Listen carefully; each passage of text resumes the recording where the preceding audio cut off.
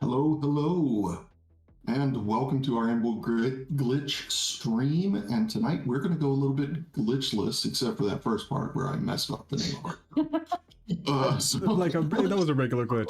It didn't hit too hard. It wasn't anything major. It wasn't critical. Exactly. It wasn't a critical glitch, but it was pretty close. So tonight we're going to do something a little bit different because we're on the new channel, and we decided that we wanted to introduce ourselves to everybody. To let people know who we are, what we do, so on and so forth, and also to kind of do that retrospective on some of the stuff that has happened this season. And we're going to also tie that into just game mastering in general. My name is Red. I am on the stream, and I played a character called Raptor. And we'll talk about that a little bit more. I've been a GM. I know, right? Did. I've been a GM for probably around 35 years now. I owned a game store for over 30 years. So I have been in the running of games for a long time. And I'm hoping that we'll be able to help you out with some tips and tricks on how to improve your game. I'm going to turn this over to our next GM, who is accustomed to being on one side of the screen. In control. Go ahead, Tara. I was like, wait, which one of us is this? I was like, is it me? Hi, I'm Tara. I am a game master. I am also the operations oracle at Rough Magic. And I'm on their Giant Slayer stream on Sundays. And I have been a game master for 10 years maybe-ish, a little bit more. But more importantly, I've been a theater artist for, oh my gosh, 16, 17 years, a little more than that. So I'm a storyteller primarily, and I came to TTRPGs as an avenue for that. So that's me. We're doing popcorn style. Is that what we decided? Really? Because, okay, so then I'm going to pass the mic to someone who just recently joined Rough Magic as one of our GMs and ran a really awesome Catan themed stream, which gave me like wild sensory imagery. Anyway, like the Woolen Road. Hey, Clockwork, or what are we calling you? Hey, Game Master, generic Game Master in the lower corner. I did not put generic. I was going to put something really saucy down in the bottom corner of yours. But I'm okay with saucy. Hi, everybody. My name is Joe, also known as Clockwork Tuba. As Tara did point out, you may have seen me recently on this channel about a little over a week ago doing a Catan-themed one-shot, which had a lot of weird sensory things like a woolen road and buildings made out of sheep bones, because I'm a demented individual and no one should trust me with things. I have been playing RPGs for about 25 years now, GMing for about 20 of them. I say that playing, like, that's more the consecutive time, because like I grew up in a household of with my older brother who played games. So there is definitely stories of little Joe, who is too young to understand what an RPG is, sitting in the room next to them all playing in the kitchen and listening to the adventures of Shadowrun and D&D and that kind of stuff. So it's been part of my life since 5. But yes, I played a bunch. I'm also in the Tuesday night Shadowrun game for that Tom runs on Shadows of Nox. And so I can give some weird context as we talk about the recap of things that we have done on Tuesday night to either make their lives easier or make them infinitely harder. I apologize. It's not my fault. He's the one who set up the runs.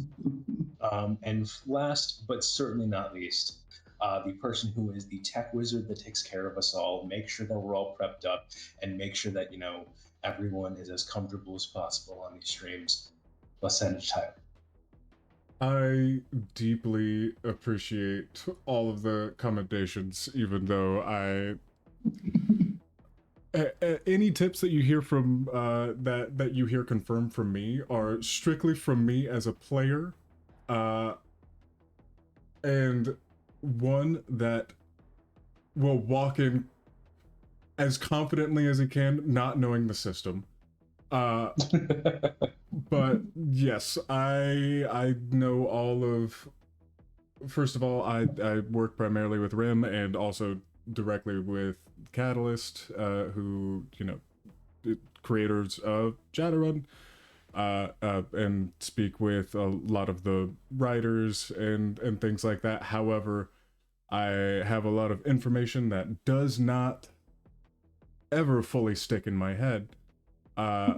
But yes, I am the tech, and also I play the character Buck, who bucks around and finds out. He plays, he kind of just does what he wants. I ask what Buck can do in any given situation, and try to figure out just how difficult it can possibly be. Whether it's like helping Tank convince someone that a very clearly hammed is a hand, well, and of course a hammed is a hand made out of ham. Naturally. Of course. Like, I don't know how you wouldn't be able to see that, but I just try to put he tries to push social boundaries, but that is me as a player. I love going in and kind of hacking the system and getting really high charisma rolls. So what I wanted to talk about at first is Shadowrun is a different style of game. When it comes to looking at the way games are portrayed, or the way games are played, especially when it comes to tabletop RPGs, you have some that are very character-centric, which deals with, I'm building my character, I'm acquiring all of these things, I'm going up my levels. And then you have some games that there's still a bit of that as well, but they're focused on story and collaborative storytelling. Games like World of Darkness, games like, in my opinion, Shadowrun is very much in that genre, where we deal with collaborative storytelling and we work together to tell better stories. So like things that we do in Shadowrun is sometimes we'll have personal story arcs. We had a personal story arc with Raptor, who was dealing with his past and his relationship to one of our previous characters, Violet, and her mom, and how they connected, where he felt that he was her godfather, and of course she was a very independent person who was very capable of not wanting this old man hanging around. And then there was a personal story of him being a Luddite, where he didn't know how to use technology or something like that. And some of this that never came through, unfortunately. That was more the background stuff. Never showed up on stream. Very, very Throwing his phone into the ocean. Just, I don't need this anymore. Right, exactly. We keep texting it anyway, though. It's keeping having to tell everybody I don't have a phone on me. I don't have a phone. But there was something that I thought was really interesting in that story arc that I just hinted at with Tuba. Is Tuba's like, how does this guy survive? Like, he's been a Shadowrunner since technology's been around. Well, the answer was he knew technology. He was a breaking and entering specialist. Like, he knew how to pick a lock. He knew how to rewire that stuff. He was okay with it. He could find his contacts, but he also knew that Violet takes care of people. And if he needed to be in her life, she had to be the one who took care of him. And so, Don't make Tara cry already.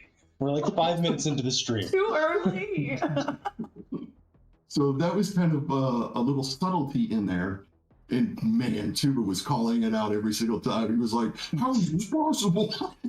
I was like, shut, Tuba.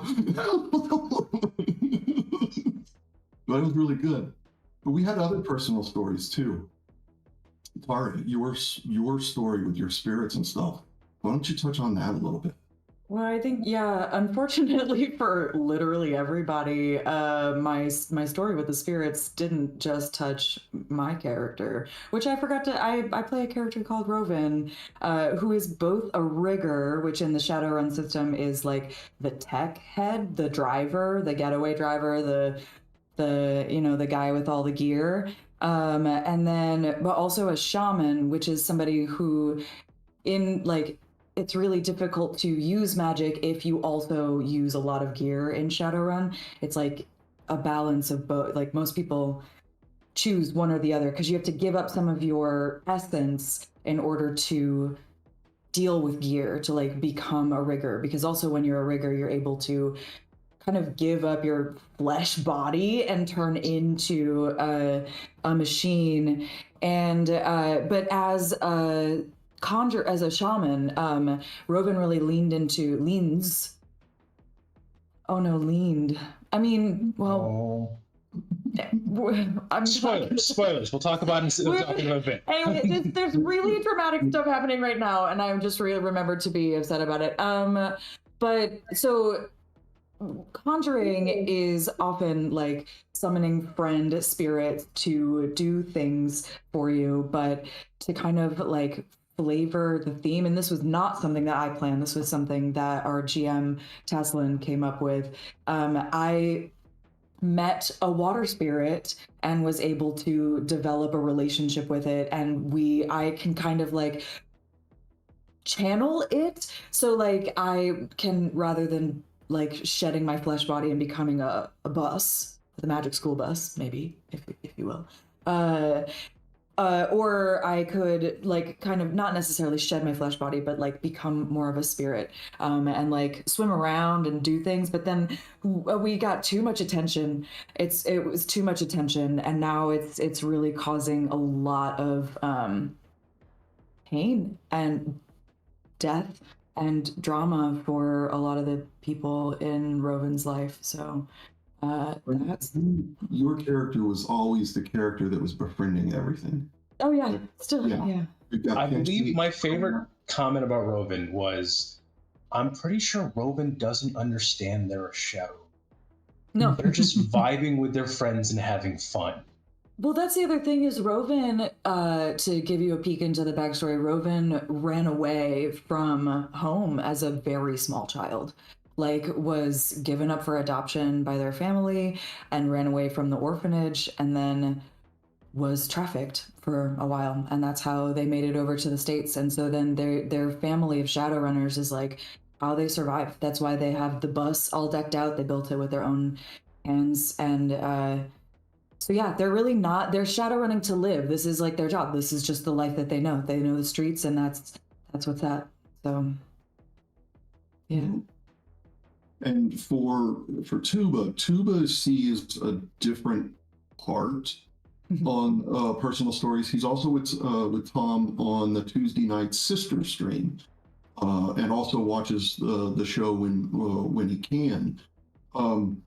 Talk about how Tom, ties in the two shows together in personal stories and your character, and so on and so forth.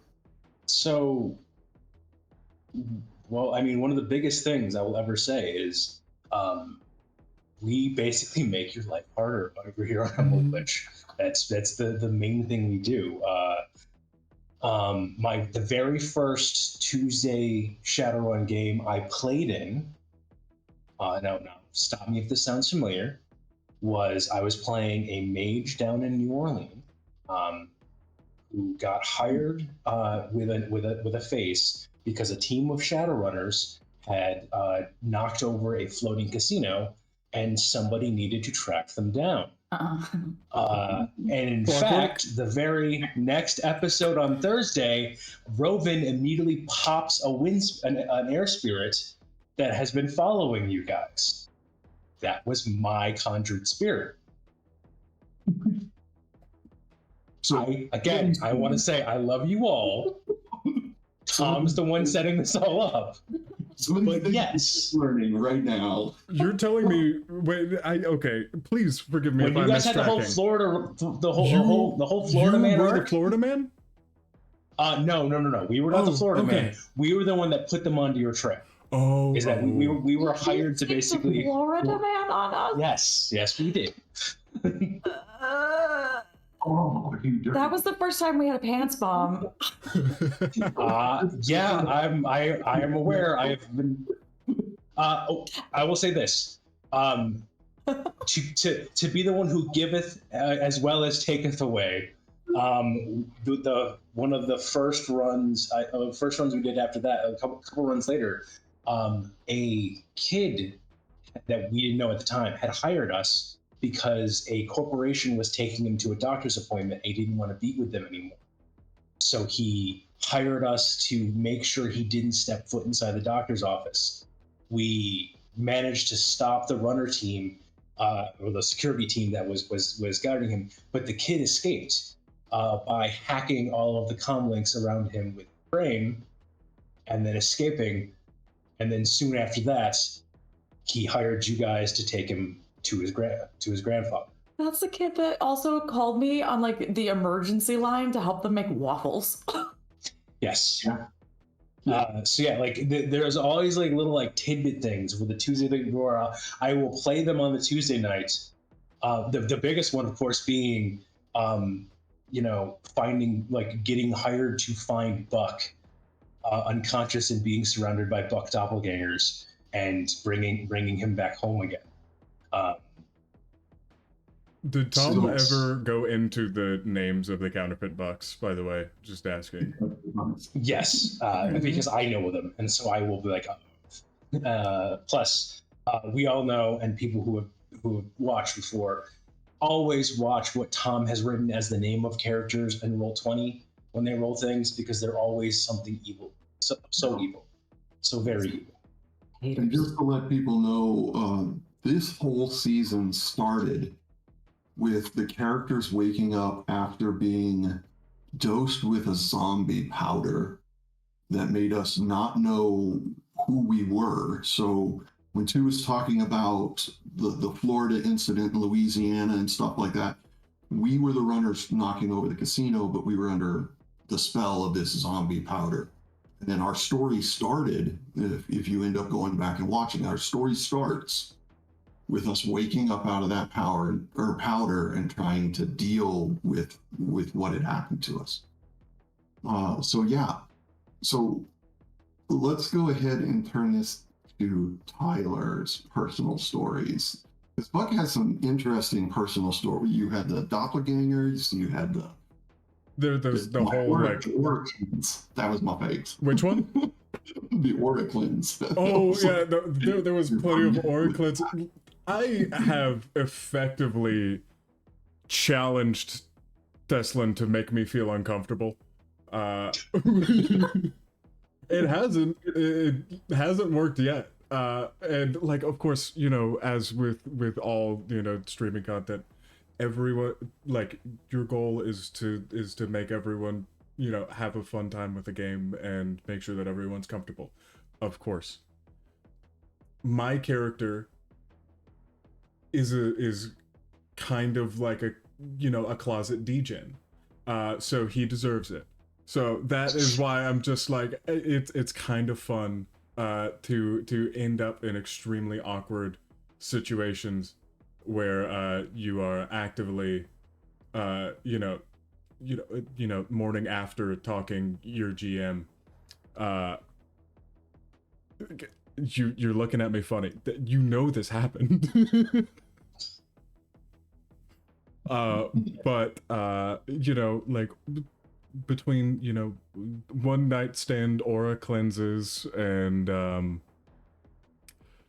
I like there's the counterfeit bucks, which all happened on a whim, just right in the middle of a stream. I got completely beaten down away from the rest of the group, and then I just get the message of, you've been taken over by a doppelganger, and it was just like spur of the moment, and like that, Buck was gone, and then you know, bills are getting printed.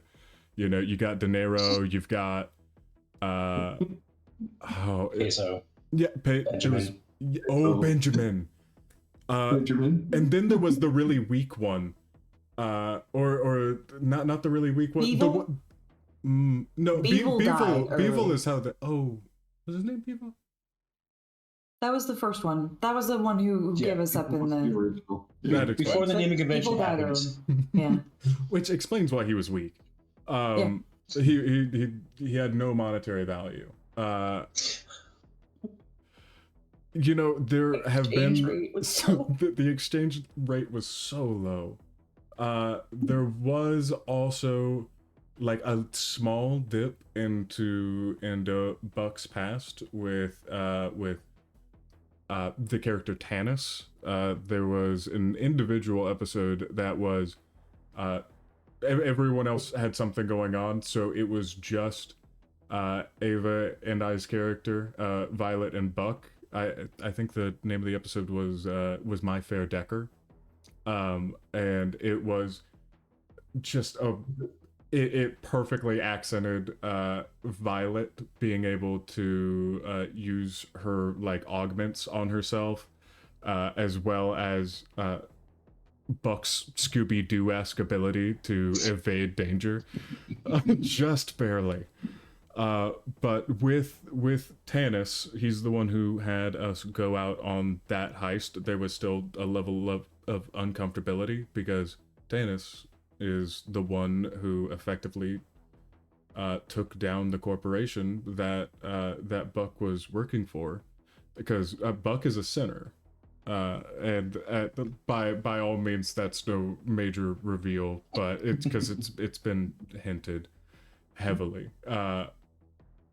It's just a story of a man who has lost a lot that is dear to him, but he is having the best time that he can. And right now, that's shadow running and, you know, making a quick buck and having exciting times, even though if he's terrified out of his mind. Well, go ahead. Sorry. I do want to dovetail up this and be the audience surrogate for a bit here, especially because we are on the new channel. What was the seed idea that led to the character? And if it's not spoiler for something we're going to be talking about later, what's the biggest thing from that seed idea to the actual, like, as you're playing the character that surprises you about the character? Something does immediately pique the mind, actually, because and there we'll start. going back to season 2, I played a Decker who, for all intents and purposes, was effectively a Van Decker, named Arcole. I think I just said that, but you know, that's fine. He had the trait that effectively makes you extremely uncharismatic. I forget what it's called. He was uncouth. Yes, uncouth. Mm-hmm. And even though I had the character trait for being uncouth, and I did what I could to you know, display that in like everyday conversations with like strangers, and like some interactions where it was like there's an old clip where everyone is just like, I wonder what Technomancer's doing. And I think I actually put that one in one of the ads. You did. No, Technomancer. No, Techno-Siren. Techno. In the clip it's just Techno. I'm sorry, but everyone was just Stop. like, "Hey, what's Techno doing?" And I was like, "Oh, I mean, I can look and see what she's doing right now." That it's just Christian fighting back. No, like it's okay to wonder. So he was uncouth, but of course there were also moments where, you know, like it broke down, and at one point Max was just like, you're not supposed to be good at talking. There were a couple of moments like the Cogs moment where we were, you know, him and Technomancer Siren I'm so sorry. We're talking about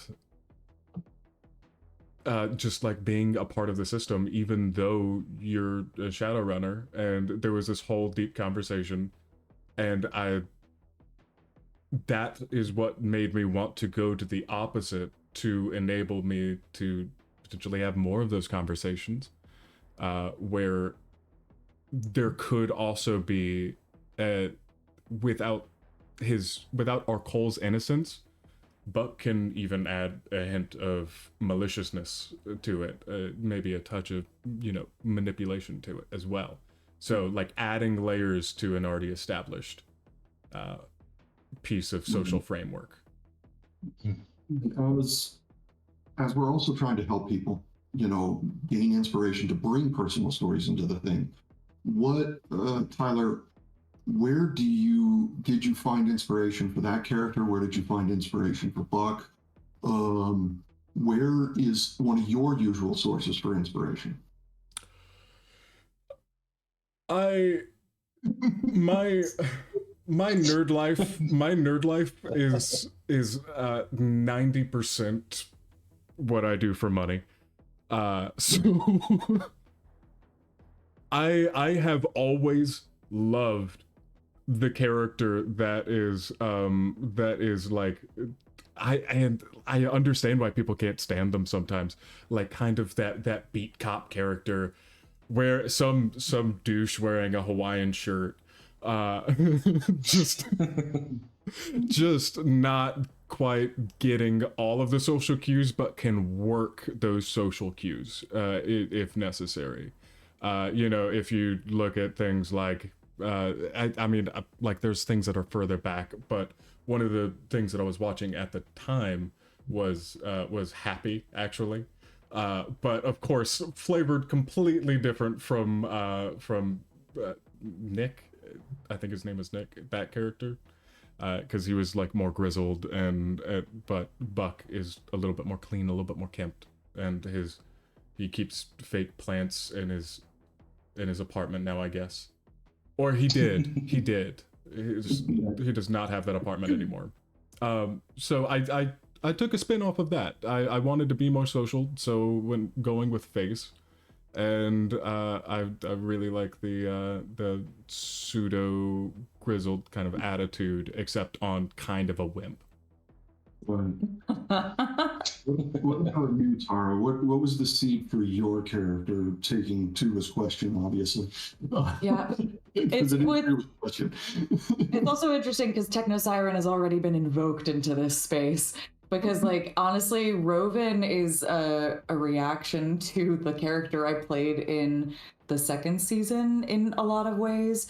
So to go back that far, Techno Siren, who was with Arcole, came in late. And when I got folded into the story, Max, who was the GM at the time, was telling me about all of these Shadowrunners' dark origin stories and I was like, do you know what you all need? A bimbo. And so I did that. I was like, you need to, like, what is the opposite of having a dark Shadowrun story? Somebody who comes entirely from privilege. I literally created somebody who was like a child of a CEO of one of the big corporations and was like working in social media and was like literally just running for the kicks because life had no meaning, was just full of fluff and like whatever, and just wanted to like get some kicks. And then what was really surprising to me about Techno Siren, because she was meant to be just very like, whatever, I'm just getting money and it's like whatever, but like Max took us through a series of stories that really made her realize how the people who actually did live on the streets, like what their lives was like, and that there were some people who like really needed help. And that was kind of where we got into the cogs story of like Techno Siren was sitting there being like, oh my god, like aren't you guys gonna do something? Like there's like, and they were all like, no, we're criminals, this is how we live, we just have to. And I was like, hello. So that was really funny. But then part of Techno Siren's mechanics was that she was incompetent in conjuring. She could not, like, that was magic that she could not access. And then when I was thinking about my new character, I was like, well, I always like to play magic users because that's just really interesting to me. And so I wanted to lean into conjuring, and then we needed a driver.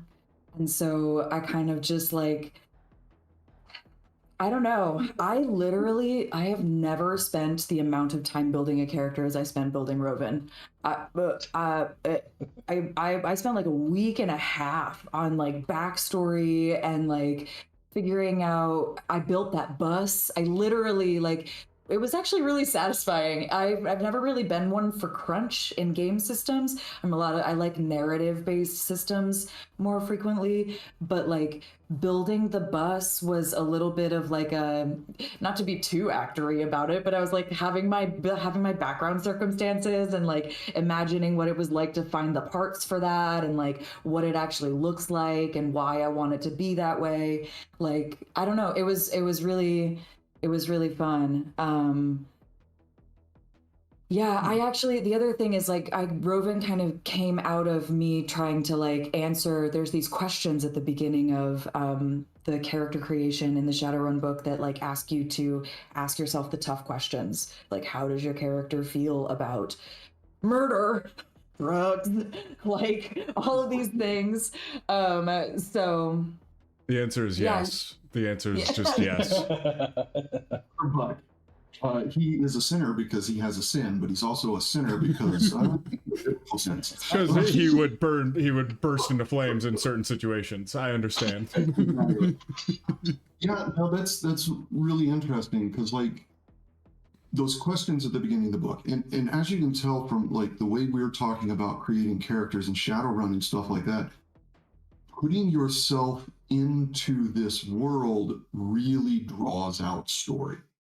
Thinking about how you got somewhere, why you got somewhere, those kind of things. Like if you want to bring more personal story to your game and want to bring out those really, like you look at the beginning of any role-playing game, it's like it's like a novel that you get to control, and then you go to the game and it's like, I shoot the darkness. This isn't that novel, right? I do not have like any text notifications. I need that as every single time a text rolls in. Darkness. Shoot the darkness.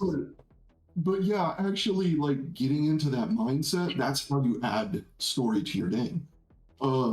Tuba, how do you find inspiration for your characters? Because I've seen some pretty memorable characters from you.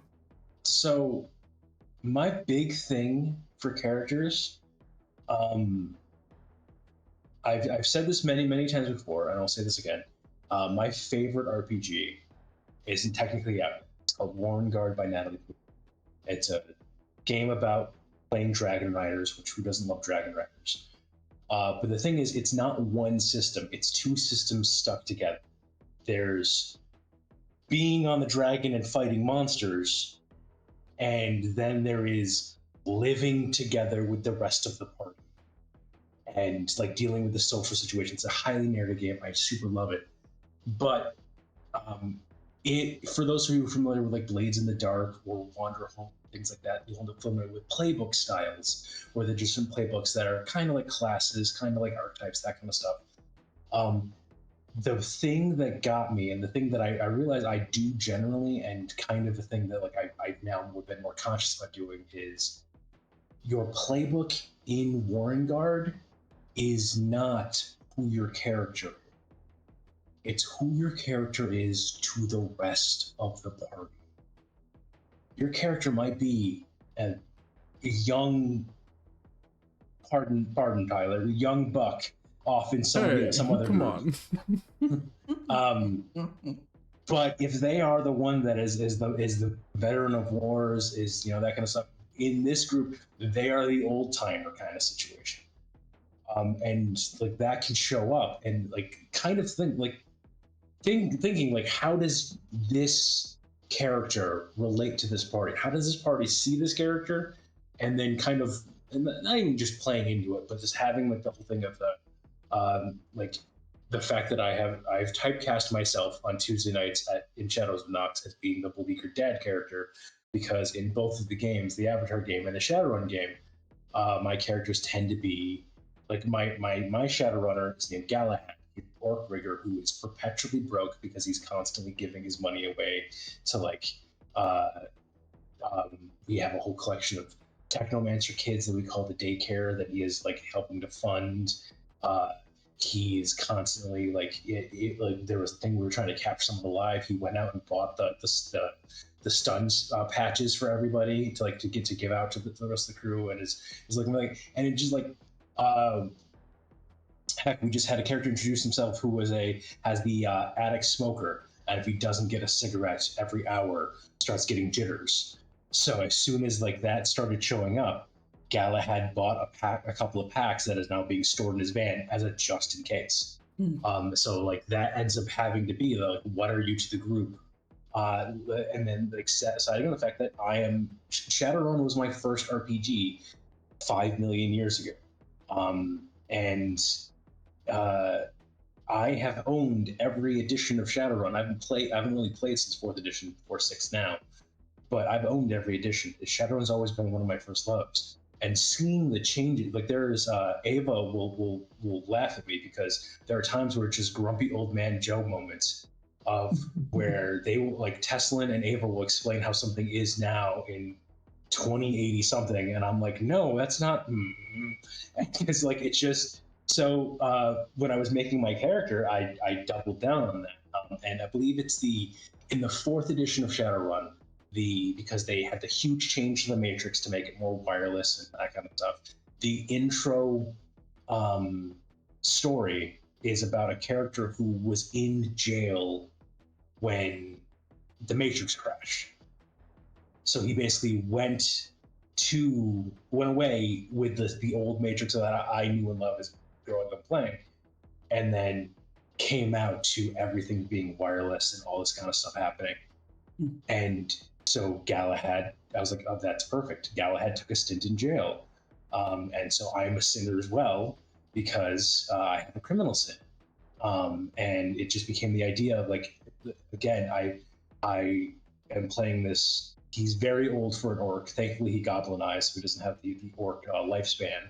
But he is just this older Shadowrunner who now is Shadowrunning because he has a criminal record and can't really get a normal job anymore.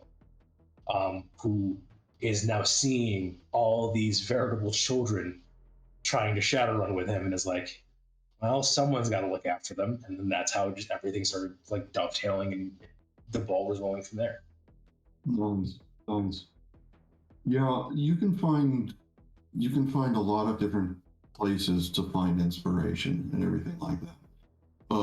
I do like, because the other part of getting into the personal story is trying to get yourself into the character when you're in the game. When we're playing the game, you want to get yourself into the character. For me, I'm always going to wear what the character wears, especially on a stream and stuff like that. Now, of course, when I'm sitting in a game store, I'm not all dressed in, whatever, but like That's on stream, I do. That's 100% my cheat code, Red. Buck wears what I wear, man. Right. But Joe mentioned something about having, like an addiction or a smoking or not. I'm not saying go get a pack of cigarettes, but like when I was acting, it drove some of my directors nuts because I wanted an item for the character, even when we were doing rehearsals. I wanted something that I was going to tie my mind that when I pick up this item, I am now moving into character. We had this one show called 5 Kinds of Silence, and the artistic director decided that they wanted all of the male roles that were outside of this one traumatized family to be played by one actor, because to the family, everyone outside the family was all the same, right? But you had to develop, so I played 5 different characters in one show, and it was a British show, so I had to develop 5 different British accents. I studied different regions of Britain to try to come up with these different nuances of the character, but also each one of them had their own backstory, had their own little things, their own little items, like a ring for one guy who was thinking about how the mom was abused and his thinking about his own wife and what it would be like, like all of these little things, because it was a really dark play. But having those items or having something with you at the table that can kind of draw you into your character a little bit will help make those personal stories that much more enjoyable, or at least they do in my mind. For Raptor, I drew the seed of kind of like what Tara was doing. They looked at something that was not the same as everything else. I'm looking at this technological world and I'm like, well, what would happen? And I hadn't read that story, but what would happen if somebody, was a Shadowrunner in the 50s and then ended up going to jail and coming out later to a world that they don't even recognize hardly anymore, and so that was kind of like the start of the seed. And then we had talked behind the scenes about giving him gremlins because he's always touching the wrong button. It wasn't like a mystical thing. It was just like he just couldn't use technology. So like we were going to use the mechanics of gremlins to like do that.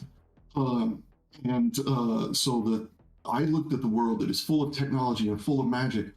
And so I wanted to play a guy who had nothing special and had to rely on nothing but skill and wits alone. That's all he had. He was a ganger from the street and ended up in the shadows, can't rely on technology, can't rely on magic. Nothing but a monofilament whip.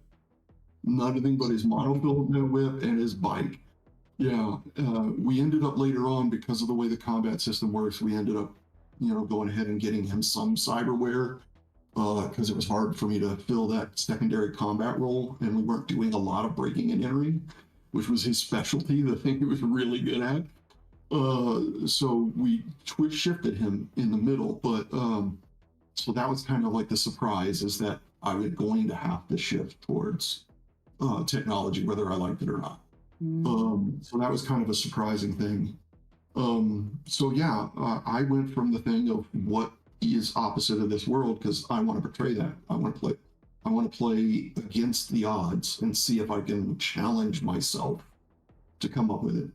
Another thing that I do is anytime I'm trying to search for personal stories, sometimes I will connect with my character through things that I do. I do this in LARP all the time. Every single one of my characters has some sort of a trait that is from me in real life. I'm a motorcyclist. I'm a part of a club. I'm the president of my club. So like I am a biker. Like the vest you see is literally my vest that I ride with the back patches and everything. I was a locksmith, so I know about security and how to break in things. I can pick a lock. I can crack a safe. For legal reasons, that's a joke. So like when I want to talk in character about those things, I really do know a lot about them. So sometimes I'll do that to just make it that much more real. Does that make sense? No. If you could walk through the process and talk to people like exactly how you are doing something, it is always going to enhance it. Although I do have to say, I have heard people describe things that they have absolutely not done in visceral detail, and to the point where it's like, oh, they had to have done that before, but when would they have done that? So absolutely. So go ahead. No, just to dovetail off of that and to kind of bring it back to the conceit of the stream and everything. As a reminder, as to burgeoning GMs out there and to burgeoning players, A, don't force it, but also B, if you can find something that helps them connect. The story I'll always do is that there was that I always relate is that I read about this, where a guy who was a teacher who was running an after-school D&D game, and it was an inner city school, and one of the players English was not their first language, and they had a lot of difficult time speaking English, but they spoke Spanish. And it just so happens that they were playing an elf, and the other person who was playing a half elf at the table also spoke Spanish. Nice. So that GM was just like, Elven is Spanish in this world. You are cool. from the elf lands. That's why you primarily speak that. And so it allowed them to incorporate that into the game, where if the player didn't know the words, was having difficulty emoting something, they would slip to Spanish and just be ranting in Elvish at somebody, and the half elf would start translating for them to the rest of the party. Yeah. Okay, that's really sweet. Yeah, like it's one of the greatest things I ever like of just this fantastic thing of you recognize something that can help your players connect. Yeah. And again, it's not like your job or I don't know that, but it's something just to keep an eye out. Right. If you notice something, Yeah. put them that way. I often, because I run a lot of convention games, and you get all kinds of players when you have, I don't know what style of game they was, but one of the things that I use as a GM to draw people into personal story and to get them into character is I myself talk primarily in character. I try not to break character, so I will just start conversations, very casual, very small. They meet an NPC. That NPC starts off with, "How are you doing today? What do you think about the weather?" And gets them into a nice, casual conversation, and then I slowly tweak it towards the game. Did you hear about those Shadowrunners on the news last night that were, and it will bring them in. It kind of gradually gets them into that role play a little bit. And then before you know it, you will have a whole table of people who are usually speaking primarily in character. They're having conversations with each other in character. They're talking less about themselves in a third person. They're now talking, only a third person, usually to you. So that's another tip for a GM. And definitely don't force it. If they want to talk to you in third person, you just accept it and stay out of character yourself so that they don't feel uncomfortable. And just going off that a little bit, I will say one of the easiest things to do as a GM that doesn't force it or like that is I always, when game has started, I refer to my players by their character's name. Yeah. Always. No, Just really slip into that. Don't ever bounce back and forth or anything like that, because that'll have them kind of separate things in their brain. But if as soon as game starts, if you only say like, "Hey, Raptor, what are you doing now?" and "What is Buck doing?" and "Buck, what's your perception?" That kind of stuff. It gets people into the mindset of being in the character, and it's character time. Well, before we take a short little break, I just want to ask the GMs at the table, because it seems to be, somewhat the focus. Between these three options, what is the mode that more players would get engaged into a game? Costumes, voices, or the mystery mouse tool, the random third thing, whether it could be just general immersion through like naming, or because I feel like I haven't played a whole lot. I don't know how common that is. I really like it. I hope that calling your players their character names is at least like a most of a session thing, but also I don't know. In my view, it's voices and not accents. So there's a big difference here. Some people can do accents, and I don't mind people doing accents or anything like that. I don't even mind somebody doing a bad accent, simply because if you actually study the way people talk, nobody has the exact same accent as everybody else. There are always little nuances and little tweaks and stuff that go on. And if you, even something like the country the size of Britain, 500, 600 different accents, like there's a lot of accents out there. So like, I'm not one that's like, "Oh, that's a bad accent." No, that's fine. The reason that I say don't do accents for people who, or if you're going to do an accent, let me cut this. If you're going to do an accent, do not do a stereotype. It is offensive. People who have accents talk like everybody else. They may talk slightly different because their grammar structures are different or something of that nature, but they don't say stereotypical cliches. That is a very highly offensive thing to do. And if you're going to do an accent at a table, make sure you just talk like yourself, but with an accent. That's it. Show it some respect. These are people too, and stuff like that. The other thing is that voices don't have to be accents. You can raise your pitch, you can lower your pitch. But I like voices, like costumes are sometimes impractical. Items at the table are usually pretty easy to do or to get away with because they're usually small and inconspicuous or something like that. But voices, I think, is the most practical thing to do. And you can just vary your pitch. And it gives a visual or an auditory cue, to the table. That you were not speaking as yourself right now. Not speaking yourself. Another thing, instead of costuming when you're at a normal gaming table, just a shift in posture where it's just like, I'm now in my character. I'm holding a posture similar. It may look weird or something like that. And if you feel self-conscious, don't do it. Just don't do it. You are not required to do any of these things. You can just talk in your character's voice and it be your voice, dressed like yourself. That's perfectly acceptable. No, but I can definitely tell that you are that you're by and large a convention game master as well, because like you're not always going to be able to dress up exactly as your character.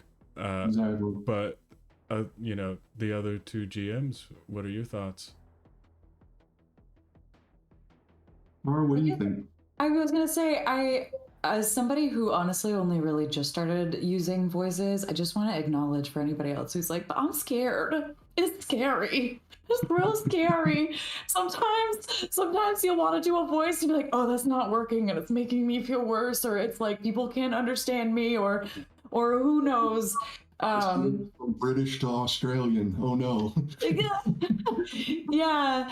And sometimes it can be, if it's like anything that makes you feel like self-conscious is probably not gonna help. I try to always just like ground my characters and like my role play and like, what does this person want? Mostly, like, am I somebody who is going to like go toward like what do I want most from my life, and what do I like want run away from? What do I lean into and what do I run away from? And then just like endlessly applying curiosity to that. I think like just let yourself explore elements of yourself. Like you can get really into the character stuff, but like the character will come when it will just be who engages with the story. I don't know. That was a very non-answer. No, it was an answer. You chose the mystery Muscatul was your answer. You chose not costumes, not necessarily voices, more so just the added work. It is work, but of course with all work it can be gratifying, of fully fleshing out your character, going through what the normal daily life of this person is, going into what all their hopes and dreams are, getting all of that established. That's absolutely... That's a lot more intense though than I mean, because even when you're sitting at a convention table, I can sit and look at a pre-generated character and I can say, okay, I'm playing the ship's medic and my primary skills are like talking to people and healing people. So what do I want? I really want to make sure the people in my team are safe. You could also make the choice, I am really interested in advancing science. You could make the choice, I am really interested in blood and guts and I'm a creep and that's why I'm into this. Like there are lots of different avenues to explain your different characters, but once you decide like what is my tie-in, like what am I the most interested in as a character, you can immerse yourself more easily in a story. It helps you like lean into those. Very fair. Well, I was also referring to you as like a GM too, because getting every player at a table to go through and flesh out so that they feel more grounded within their character is a lot of work, and it would take some time to fully flesh it out past numbers. One thing to tag on to this, so like Tara's answer to me, because I harkened back to my acting classes, and I was like, "That's a very acting actor." I'm looking in the scene. I'm like, "What is my goal here? What is my tactic? What is my What is your motivation? Is this? Yeah, and so yeah, that right there is great for if you're in a one shot. If you're in a long term character, any scene you walk into, think to yourself, what is my character's goal in this scene, and how am I going to get there? And then you go till an obstacle can't, keeps you from getting to your goal. And then what tactic am I going to change to now to get to my goal? Because the goal doesn't change. Mm-hmm. And that will help you draw yourself into the scene. It invests you in the scene because you have an objective. There's also like when you complete that objective, there's that little bit of endorphins of like, yeah, I got what I wanted, kind of deal that can sometimes come into that too. But don't get too dejected if they defeat your goal. Be happy for them that they got their goal too, because this is a collaboration. But yeah, no, I was like, Tara's sitting there, and I'm like, they're totally talking about acting. Yeah. I also want to say though, also remember that failure is also a gift, and you have to react to failure in a certain way too. Oh, so just to go back to one of the first questions, that's also what I build my characters after: failing things. failure, yeah, I love being bad at things. I will say, Clockwork. yeah, one of the big things as a GM that I found the easiest to get buy-in for is, okay, so I'm just a slight tangent on this real quick, I promise. Literally before stream, because I found Serenity is free on YouTube, I was watching Serenity. And the intro to Serenity is that perfect example, kind of what I was going through. This will flash in my head. Is those one like things that Joss Whedon. We're not going to talk about Joss Whedon at the moment. We're going to move past. Is famous for of just the camera following around all the crew and getting to see them all in their habitat, giving your players an singular moment of time to shine and then move to everyone else to kind of show off what their character's doing to everyone is fantastic. Or again, calling back to the Catan one shot, one of the first things I did was I lifted up my hand to get everyone into post, and I held it waiting as one by one, all of my players grabbed their water bottles and started doing the toast. And I was like, as soon as I had all 5 of them with their hands ready for the toast, I was like, I have your mind. Our next section is all going to be about those spotlight moments. Yeah. No, but that's What a perfect. segue. What a killer segue too. And also we do have a couple of clips whenever we get coming back in. But for now, we'll be back here in 5.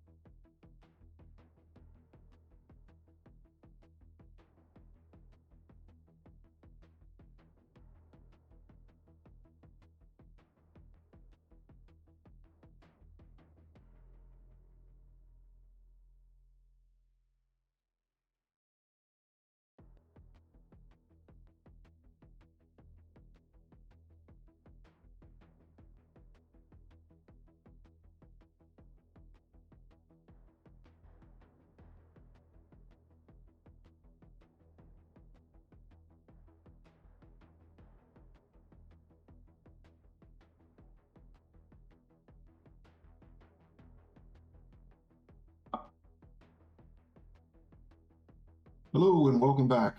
So we're doing a special stream tonight. Emerald Glitch is not showing, but we are doing our Glitchless, which we should have known when we called it Glitchless. We should have known that it was going to glitch.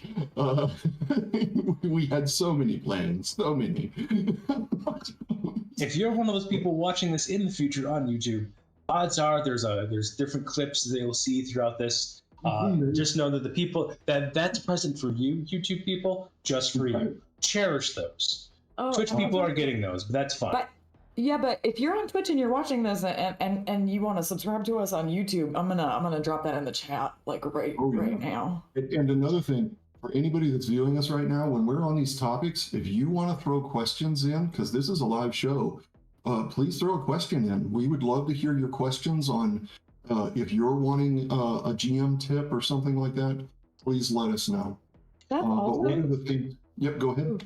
No, go ahead. I was just going to say, you might even be about to say the same thing. I was going to say, that's actually one of my favorite things about Emerald Glitch as a show, like as a stream, is like the relationship that we've built with the people in our chat, and that we're constantly like including them. And like in the last season, we've had people help us build whole monsters like live on the air. Like I love that. That's my favorite part of. Look, I have said this many times. My goal every Thursday night is to make Tyler not able to do anything for like at least 30 seconds after I say some random shit in chat. But also, if you are in the future watching this on YouTube and have questions for us, What's going on? we're just making nothing. Don't worry about it. Yeah. I heard my have name. questions for us. No, Put those questions down below in the YouTube comments. I am not promising anything, but if enough of them show up, you may see them and referencing your username that in the future on future GM Roundtable.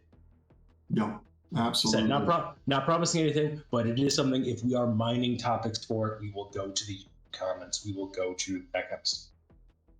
But before we went on to break, I think too, you brought up a very interesting thing about story-driven games. And that is a technique that GMs used that is sometimes referred to as spotlight management. So I wanted to talk a little bit about spotlight management, how to bring it into your games, how to practice it, how it was shown in Emerald Glitch through some of the scenes that we had done in Emerald Glitch.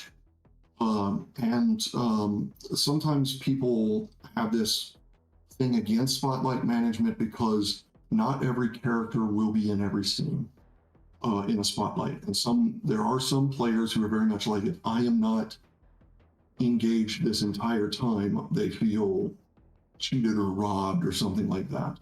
But spotlight management is about giving characters their moments, having private personal scenes, and the other players getting a chance to just get a break from trying to come up with something or whatever, and just kind of watch the story like you're watching a TV show, just like people are watching our streams online are doing, but you get to do that in your game. But as a GM, spotlight management is difficult. What are some tips and tricks have you used spotlight management in your game? Do you use it often? What are some tips that you do? So I got two big ones. The first one is what I call the airbrushed van moment. For every single character you have at your table, think, what is the coolest thing that they could do?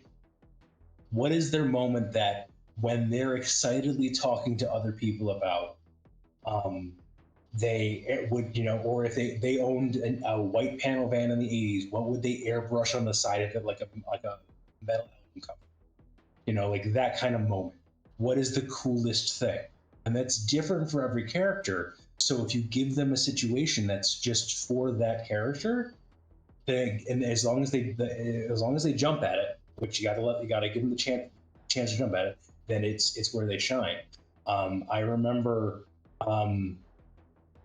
we play testing what ended up being 4th edition of D&D, and having a cleric go running across the entire battlefield, skid on their knees, slide to the down paladin, hit them with a big heal to bring them back up to full life, and then offer a protection to somebody else that was nearby, all in the same turn.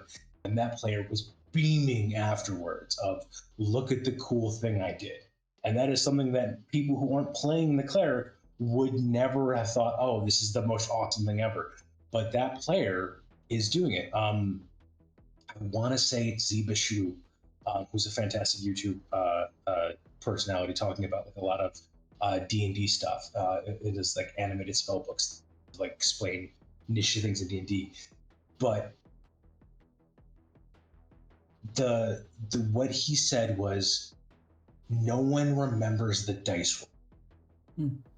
When you are thinking about your D&D game, role-playing, Shadowrun, whatever game, you think about what happened in game. You watch the movie being played out here. So when everyone makes their characters, I have that mental note of what's a moment that I can give that player that player will be referencing again and again and again with other, and in their memories has that great moment. That's what, and then I'll build spotlights around that. But the big thing that I will do is sort of a post spotlight thing. It's an improv tactic of, sometimes the funniest thing you can do in improv is just describe what is happening very slowly. And that's a way to help gather all the attention of everyone at the table, the people who are looking at the phones, that kind of stuff, kind of zero them back in as a post spotlight thing. If a player is doing something amazing, or conversely, especially if you're playing with your friends, absolutely hilarious. Like, so just be like, so I need to describe this. You have purchased a ham from a local stuffer shack, are carving it into the shape of a hand, painting it with the face's makeup kit, putting in a cooler, and have decided that this hammed is what you are then passing off to everyone. So like, just that people who have not, if you watch the scene, everyone is engaged in laughing their ass off the entire time while Tank is doing this. But if people aren't fully giving appreciation, or if that player would feel left out of, I'm doing this cool thing or great thing and no one is noticing, taking the time to just slowly re-explain to everyone what is happening is also fantastic for like Matt Mercer does How Do You Want to Do This moments of, you know, when you've just killed a big bad guy, taking the time to then just let the world slow down for a bit and reiterate exactly how cool what that character was, that can kind of retroactively turn the spotlight. Yeah. One of my favorite spotlight moments in Emerald Glitch was because I imagined it in my mind as Tank was describing it, of him in his underpants doing a somersault through a van, pulling out of his underwear grenades and just popping them into the van as he flew out the other side for the explosion. Like, those kind of moments are the moments that you remember. Yeah, we've had some really cool dice rolls and everything like that, but the dice rolls emphasized that moment was amazing. But it was the moment that you really remember. You're not like, it usually ends in, and then I rolled a 20. And it's a punch to the moment, but the moment is what you remember. I was running through this, doing all that kind of stuff. So that was one of my favorite spotlight moments in Emerald Glitch. What about you, Tara? What was one of your favorite moments, and how do you deal with spotlight moments in your GMing? The first one, I mean, you all keep talking. I think that you're right, though, that sometimes like the nat 20 is a part of the memory. I have to draw it back to Emerald Glitch immediately, and I know we'll talk more about this scene later, but I keep thinking about when we rolled all those, what was it, 8s? Was it or 7s? Oh Lucky my God, 7? yes. That's in part The 7 hits, 7 hits, 7 hits. Yeah, that's not a critical success or anything. It was just wild that we all matched roles to do that over. So it's like sometimes the dice do turn in. There was once upon a time I was playing a D&D game and I made my GM say "fuck you" because I dispel magic his big bad, and it was a really great moment for me. I'll never forget. That's when I won D&D. Everybody. So That's how you win it. it is. And I think that like I totally agree with Tuba about like the finding a way to make each player be able to have a moment that like really speaks to their character at its core and like their cool mechanics. I think in my current skill level and in my current like applications as a GM, I have an easier time doing that when I'm crafting slightly longer campaigns.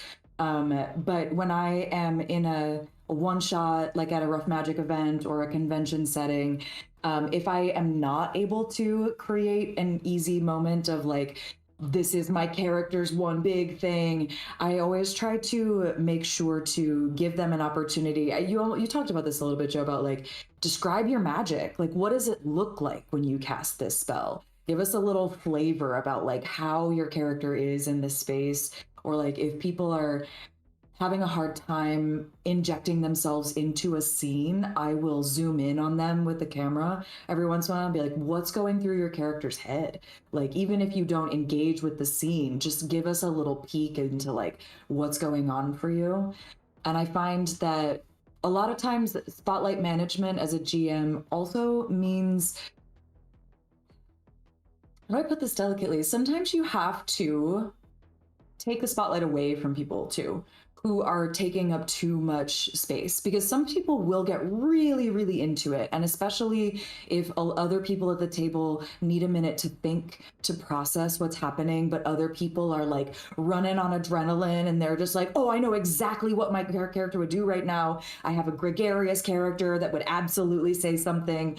Like sometimes you have to be intentional about like, my NPC is talking to this character and I'm zeroing in on you specifically, or this trouble impacts this character specifically, so that you are like, it's about focus and about like targeting people and forcing is like a really violent word, but like forcing them to make decisions and things like that, while also trying to artfully both allow that person to take up the space and have their character moment, because that's also beautiful in its own right, but like everybody's there to have the same experience, and so that can be a little bit of a dance. But very fair. I'm still thinking about you using the word gregariously. That's where my mind is at. So I'm thankful for anyone holding down the stream for just a moment so I can catch up. Also, I did want to say, during that time, you know, as the Evertech that I am, I do have another seed set up now. Okay. With my God. with all of that done. You guys will not be able to see it at the same time, but you can see it along with the chat. That's okay. it's like you're rolling the TV card in. Yeah. I'm just. And just as a reminder, everyone at home, since we are going to be on at the lakes, we will be watching with the chat and everything like that. You are going to see us staring blankly at off to the side on our monitors for about 30 seconds after the clip ends. That's fine. All We're four not of us. broken. Well, all three of them are going to have a stroke at the exact same time. Don't worry. But right now, what I have is why am I calling you Raptor now? When That's in the game you someone always has call to. him Red. That's hilarious. A lot of time you called my character Red. Yeah. Right now I have up the 145 to 155 tank and Raptor in whenever we're talking about, you know, character growth and then starting to, you know, get concerned. Merge with go up on my Twitch. Dang it. You will. Go ahead and roll that clip. I know this one. Okay, all right. From 145 to 155. Yeah, it's kind of hard to stay on time when you look like you're on the edge of vomiting. Yeah. No successes, and it's a critical glitch. Okay. Hang on. Yeah. Hang on 1 second. Ah. Oh, yeah, man. I'm good. I'm so. I'm so good. Oh, whoa. Listen, man. You want me to drive? Oh, that's quite all right. Like, I think I can handle that.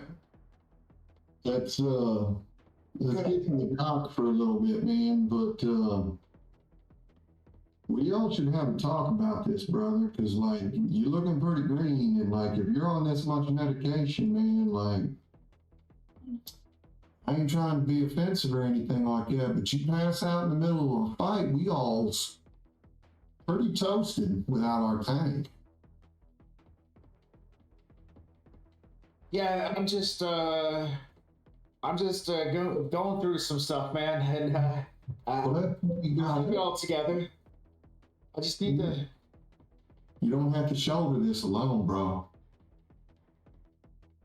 That's a tough one. That's a tough one. I don't think with having that critical glitch, nothing should happen, because that's what critical glitches are about. And Tank has got a lot of like relationship issues, and the whole statement of shoulder it alone, right? Which segues into what just happened at the end of last session too. Someone was being open about a situation that they're in. So I don't think Tank's gonna like do really well here. Give me an idea, either chat or I don't know, somebody else. What could be a critical glitch relating to Tank failing his con role there? Is he a crier? Like, is he religious? No. Crying. Oh, is he a crier? Yeah. No, he definitely grew up in a very macho society, a macho mentality. If you know anything about Japanese culture, so as a young man, he definitely like was told crying as a no-go, and as being raised in the Yakuza tradition, that sign of weakness would be, frowned upon. Right? So he gets that single manly tear. But does that boot cause everything to burst? Critical glitching could be the thing that causes your break face. Yeah. Ooh, I like that. That's fair. That does. Yeah. That does. Yeah, that was a suggestion from chat. That's the final dam that just causes everything to just go. Okay. I mean, yeah. I was thinking Bug would be the person that causes that to happen, but Raptor.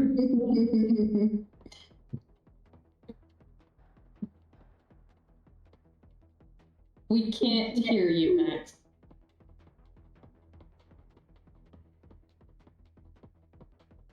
Oh, while he's currently not being able to be heard, I'm just gonna say that's what she said. All right, how about now? Yep. And it's the high-pitched, squealy one. Okay, good. No, you are not Figured wrong. out that was the driver issue when that happened. Tyler knows what I'm talking about.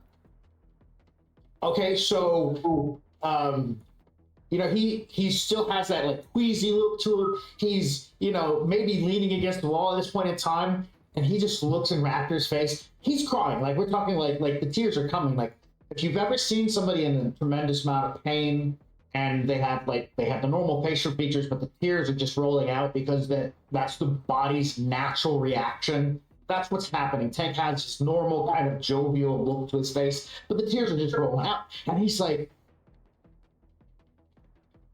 Raptor, I don't think I'm okay. I don't think I'm okay, man. Something's wrong. You're gonna be okay. I'm here. What you need, man? I don't know. I think I need candy. I don't mean like candy. I need her. I don't know why.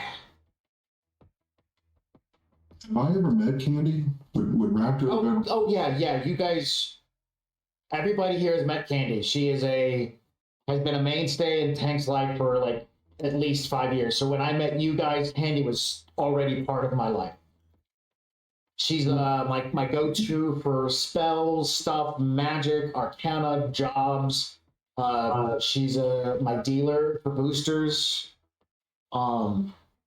We've had a very on again, off again relationship for the entirety of which you guys have known him. And after the situation 2.5 years ago, right, where you guys,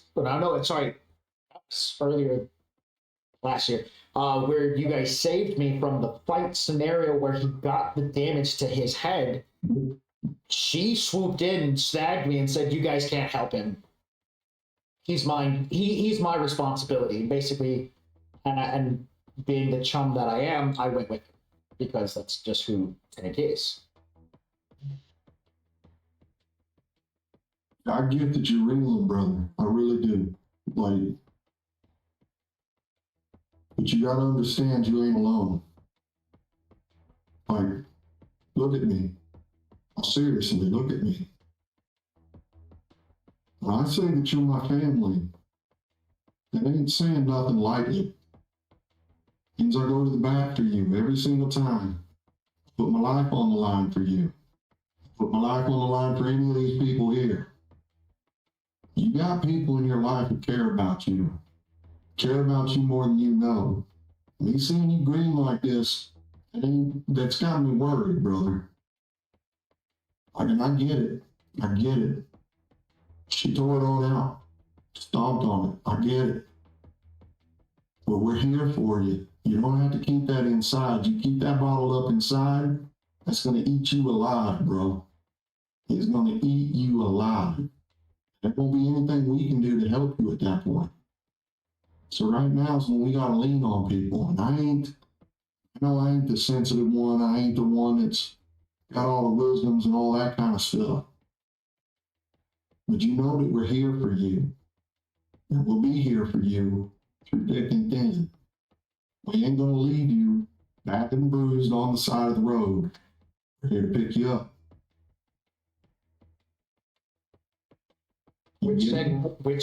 So the facial expression definitely would change from like that stoic image to actually crying, where you can see like pain on his face, because that hits home with how the Yakuza, who was his longtime family, threw him into a gutter to die. And so he just throws himself onto you with a big emotional bear hug and sobbing, ripping out passionate phrases of, not passion like love passion, but sad, passionate phrases of like, "She left me, she tried to feed me to a vampire." Okay, now that ain't good.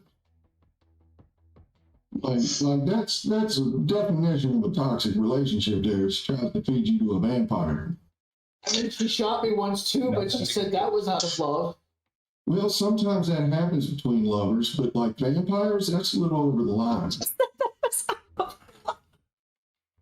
I had one lady take a shot at me with a crossbow right on my kneecap. That stuff happens. I'm pausing it now. I'm gonna let them catch up real quick. Okay. Oh, that's great. that's so much fun. These are hardened criminals. Anyone else picturing Raptor in the little like Lucy Peanuts thing? Therapist in 5 cents. Except Raptor would give out actually good and not self-serving advice. True. Oh, that's so funny. It's so sweet watching, like, especially looking back and going like, this is our interpretation of criminals. Like, don't get me wrong, there is always that idea of like honor among thieves, and then the escalation of that, which is like we are in this together. I will do what is needed to keep you safe as well. And then that just being our default. Well, I will say for Shadowrun in particular, to talk about like the politics and the kind of the world of Shadowrun, a lot of Shadowrunners aren't choosing to be Shadowrunners. It's not like they have a fantastic choice otherwise, and they're like, screw it, I want to do crime. It's crime or starvation, and I would like to eat. It's I nerf or powerfully need to nothing. eat sometime this month. Yeah, nerf or nothing, exactly.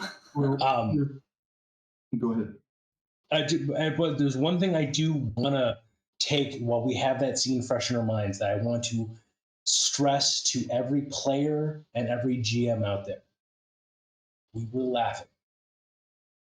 Jokes were made at the table.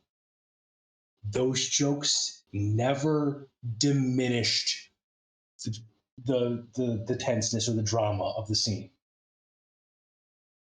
Those jokes were never at Tank's expense. Or sorry, I will say this: even if a joke is at Tank's expense, those jokes were never at Max's. Right. There is a humongous difference out there of a joke that doesn't undercut everything you just did, and a joke that's to laugh while you're crying.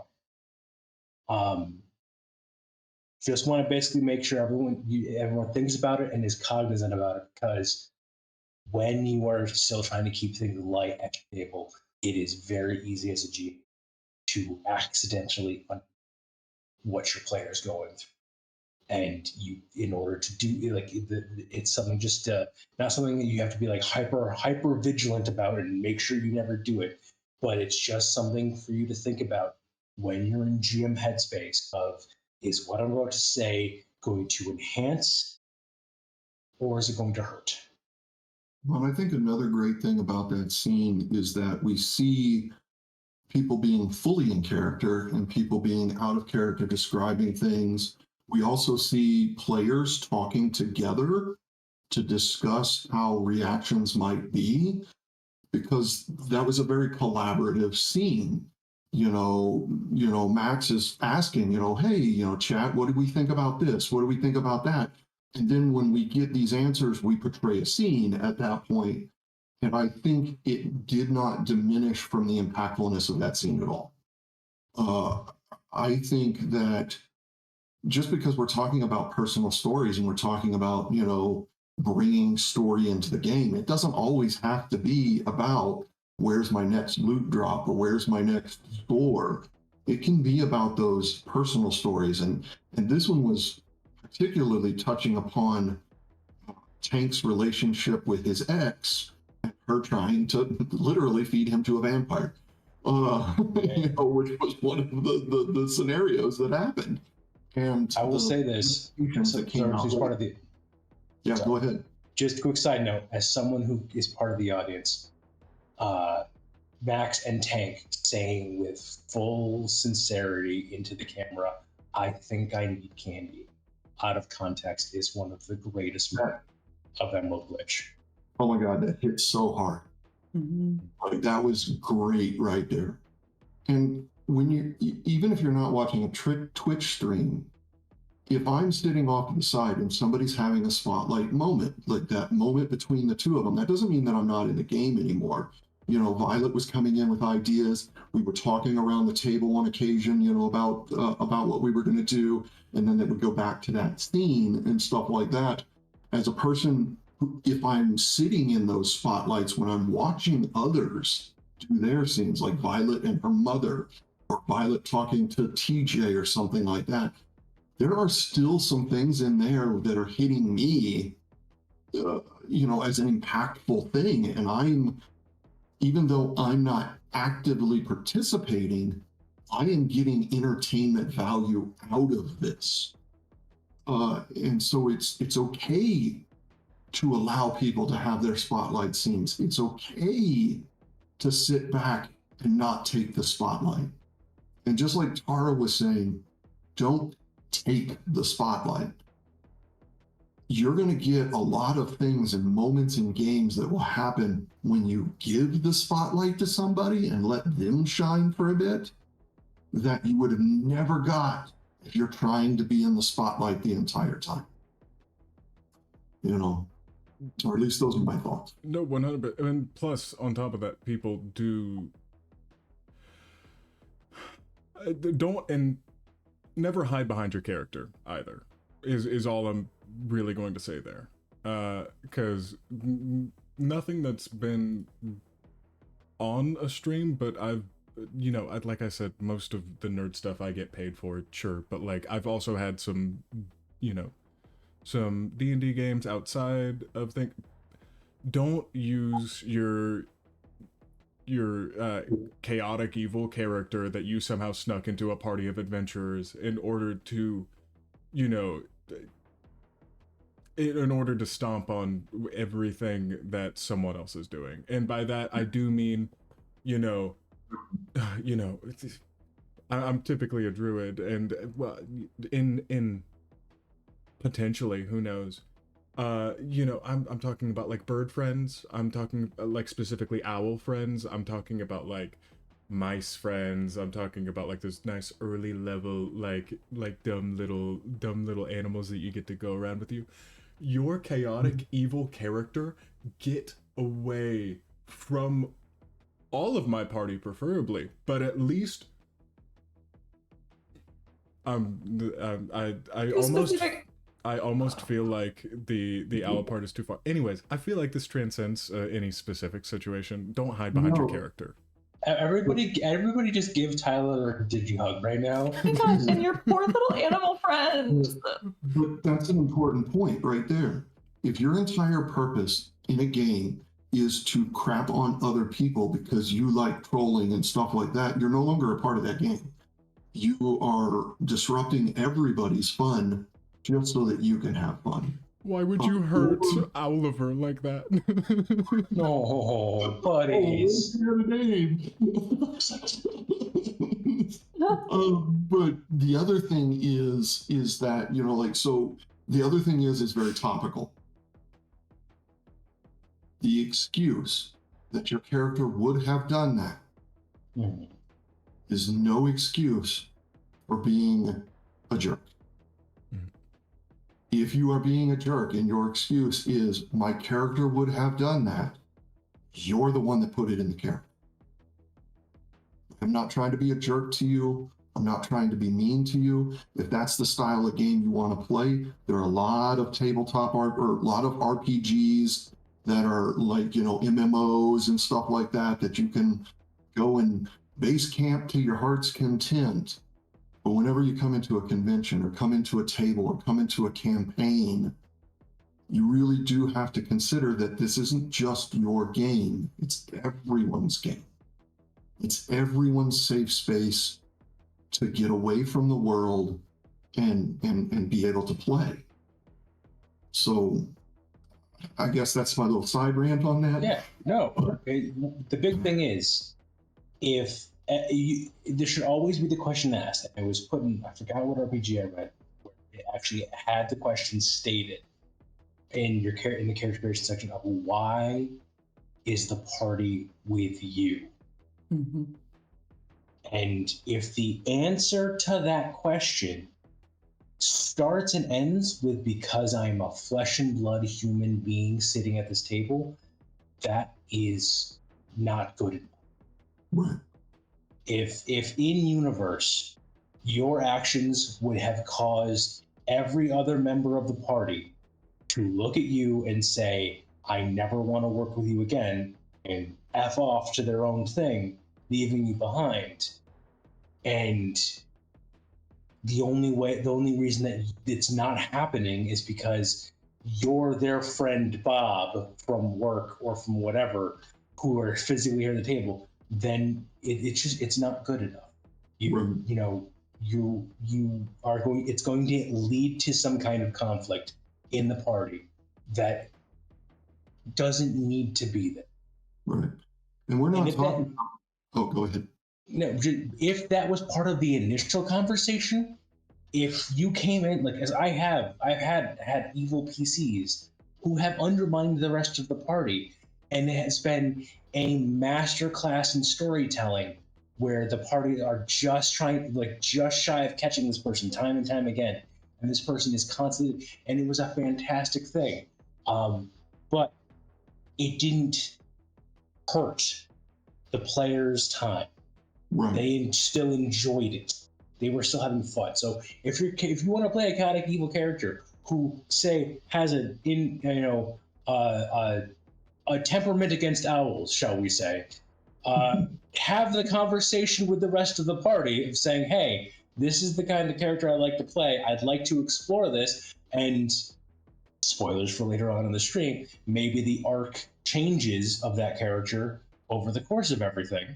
Right. And then, we see your chaotic evil character end the campaign as a now lawful good paladin who is, standing up and protecting everyone. And it's a fantastic character moment. And the journey is great. Everyone is part of this journey. Right. Every player at this table, the GM are all having that conversation. I think that is an important takeaway. It's okay to play the jerk character or loner character. It's not okay for you to be a jerk or you to be the loner. Does that make sense? You can have I've got this idea for a story arc, guys. I know it's going to be kind of rough at the beginning, but at the end, I want you guys to be able to turn them around and have these moments where people see you in a different light, and play this story arc. It's a story. But if I'm just here to kick over sandcastles, that's a different story. Does that make sense? What do you think, Tara? The thing that keeps running through my head is a time when I was at a convention and I was running a game, admittedly for middle school aged people. And so there was a little extra chaos happening here, but one of the people did decide kind of on his own that he was playing a really chaotic evil character, and he kept killing NPCs and being really just not helpful to the story, to the point where one of his friends was like, I'm really mad at you right now. And this is a really tough situation to be in as a GM. We can throw advice at the people who are thinking about creating these characters, but unfortunately, the people who are really creating these characters are probably not watching this and being like, hey, how can I not be a jerk? But as a game master sitting at a table where that was happening, I did have to, I think that's the one time I've ever had to kind of put my foot down and be like, I need to give this person a moment right now. I need you to sit down and wait your turn.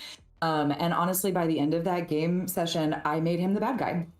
He was the ultimate bad guy. I switched the story in my head. I did wind up catering to a backstory moment that once he realized that he was out of bounds, he was like, this is what I was thinking. He came over to me and I was like, okay, go sit down. We'll work with this.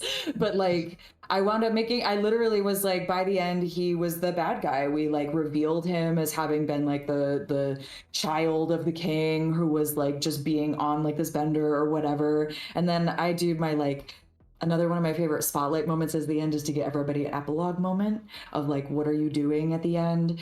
But for him, I narrated for him that he was a monk, by the way, an evil monk. Wrap your mind around that. But he used Sunbolt to kill just an unsuspecting elderly person on a bench. And I was like, and that's our blackout, the end. You're just evil, that's all. So sometimes you kind of have to play God a little bit when you are the game master, especially in a one-shot situation where you don't have a chance to when that session is over, before your next session, if you're playing with the same group, having a conversation with that person, being like, hey, in the future, let's talk about how we can fold this reach towards the storytelling that Red is talking about. What is your real goal with being a goblin, honestly, for lack of a better term right now? Why are we here, and how can we work this into the story? Can we work this into the story? And having to have your whole table's experience at your focus, as opposed to trying to cater to somebody who is trying to steal the spotlight in that way. It's a really tough situation. Right. What do you think, Tyler?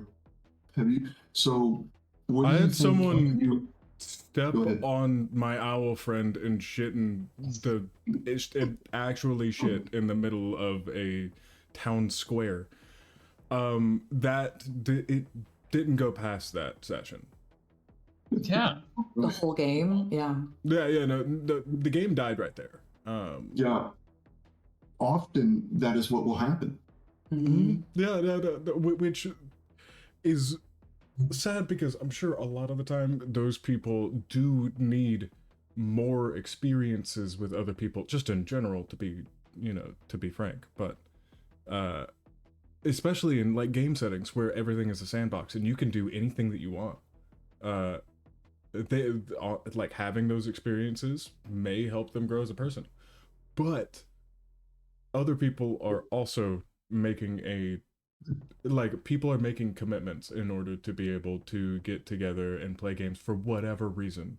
If you're sitting down and doing it for entertainment, if you're sitting down and doing it, just at home, and you really like, painting minis, or like you really like you love world building, and you love thinking about all the little nooks and crannies that players could get into, whether or not they actually do get into them. It's such a commitment for everyone for you to shit all over a town square. Literally. Yeah. And that's There's another others. thing to think about is that games are precious.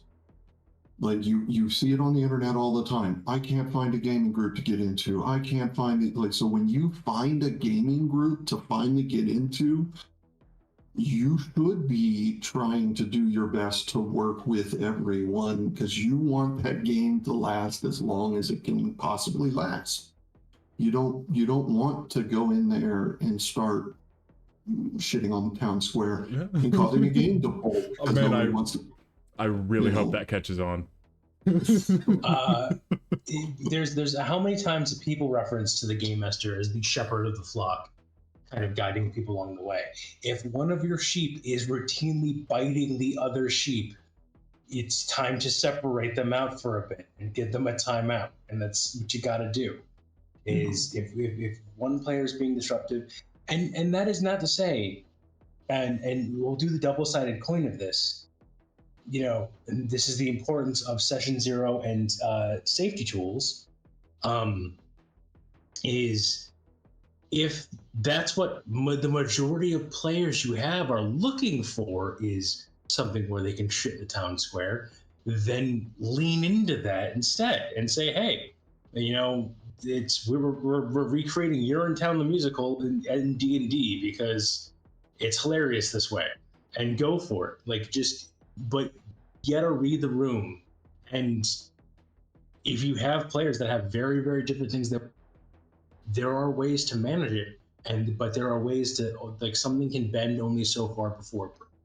And if you have one player that is being that disruptive and bending the entire group to the point where it is going to break, then you have to have the conversation. It's the same thing of conversations suck.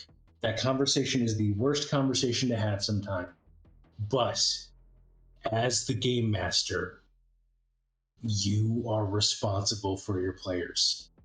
When it comes down to their safety and comfort, you are the one in control of the world. And that safety and comfort is 99% of the time for the imaginary monsters and everything that comes up in the world. But that 1% of the time, it's for the real life monsters that are at your table.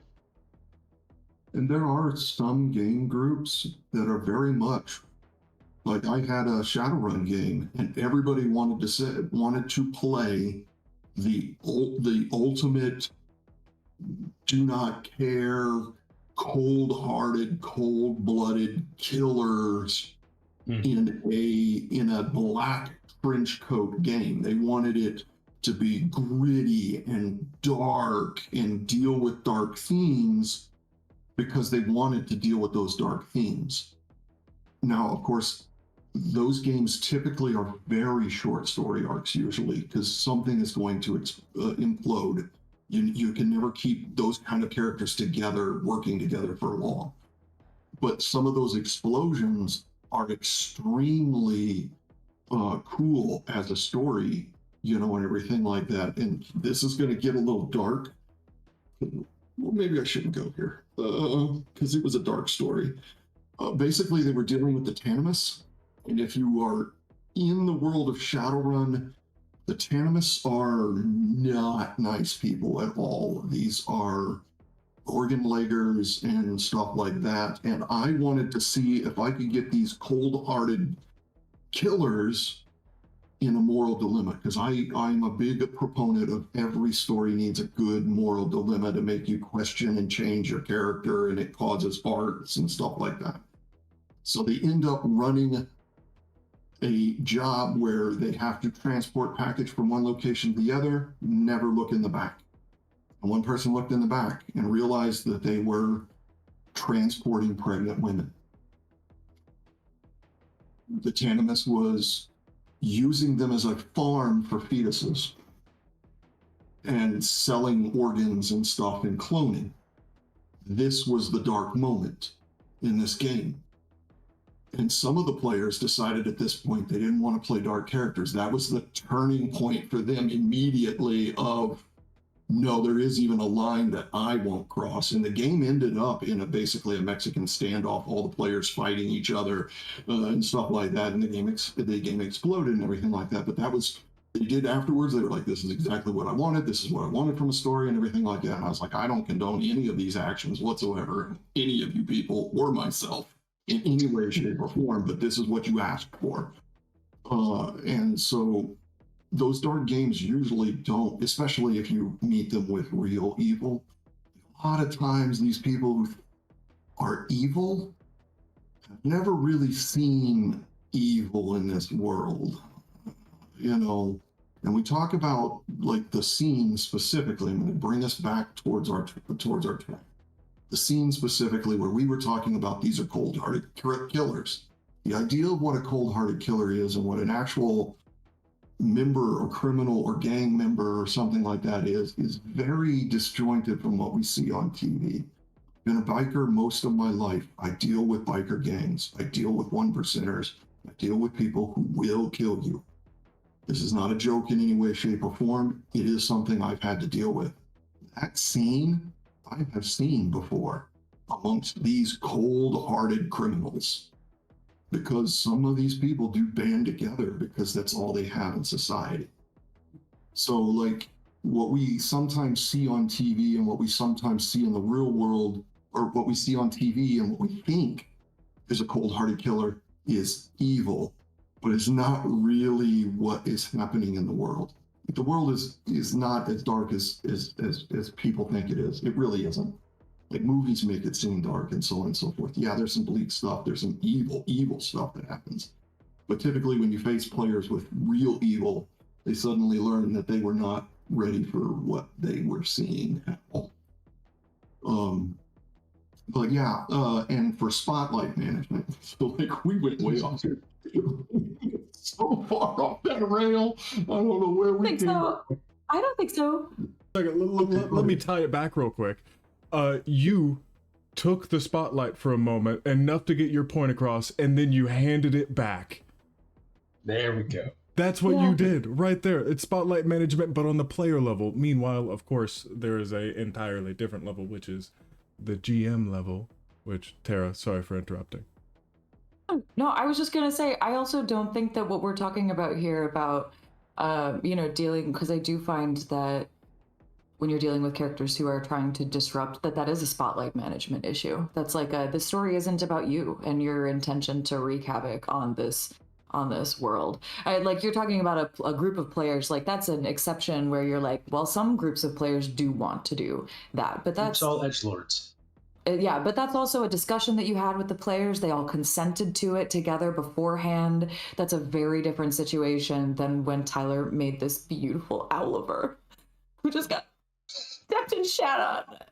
No, they didn't do all that. It was two different situations, and the only other thing that I want to say on the subject is, it's coming together with a group, and you create something that's situationally funny, because like any brief mention, if it's quick and it's one time, like, yeah, that sure, that can be kind of funny. That can be a little bit funny if everything else is mild and then you come out there with something spectacular. Oh, like that can actually be funny. You got the laugh. Move on. Like you got the laugh out of that joke. And there are jokes where they are mild enough to where they don't necessarily steal spotlight from anyone else. They don't completely change what the game master is trying to do with tension and suspense or comedy, but just not your brand, right? Not your brand right now. It's if you get the laugh, you can consider that a win, and if it can come back up, then that's awesome. Let it come back up naturally. As soon as people stop laughing, stop. Three is the magic number. Things are funny in threes. Some people need to stop at 1. Yes, some do. But that's another thing. You mentioned the GM. It doesn't mess with the GM's tension, because one thing as players we sometimes forget, the GM is a player too. They are getting enjoyment out of watching your reactions to the situations they put you in. They have no idea what you're going to do, where you're going to go, how you're going to react to this. And as me as a GM, most of my entertainment comes from watching your response to these things. How do you react to these moral dilemmas? How do you react to this situation? How is it with you and your mother in character? Like, these things I actually am curious about, and that's my entertainment. And when you are cruding on those scenes, you're also cruding on the GM's entertainment as well, because we're all here to entertain each other. And the GM isn't your antagonist. He's not just the engine that throws bad guys at you. Your GM is a player too. The GM should be invested in your entertainment and giving you the spotlights, and you should be invested in his entertainment or her entertainment, their entertainment as well.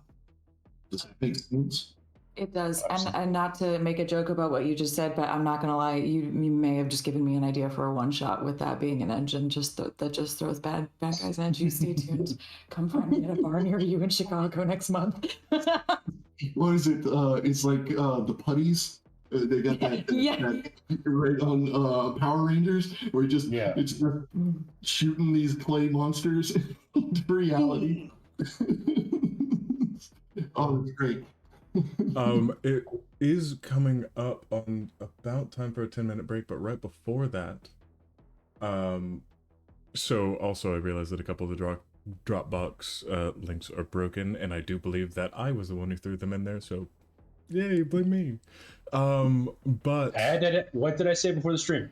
that one was just real.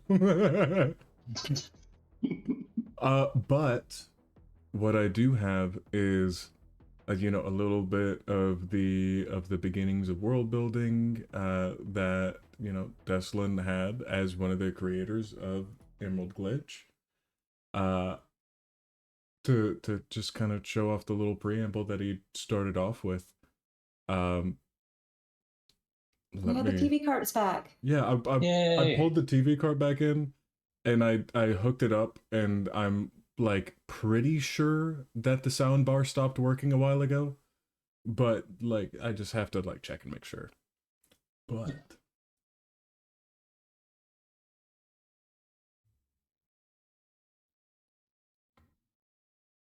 hey everybody, I'm Teslan Kieranhawk, also known as This is what Tom it feels like to be an audience. Of Real World. Back. I'm going to be the new GM for Season 3 of Shadowrun Emerald Glitch.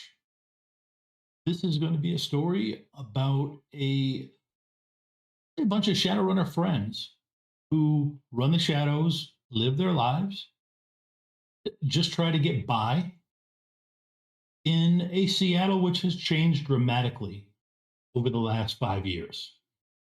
What with it seceding from the UCAS, the rise and fall of the Shadowrunners Union, and several other, the ascension of or the swapping from Knight Errant to Lone Star.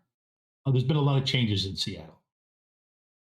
However, we're going to start this episode a little bit different. This story, I'm calling this storyline 0 for this season because it's going to cover the runners trying to get back to Seattle.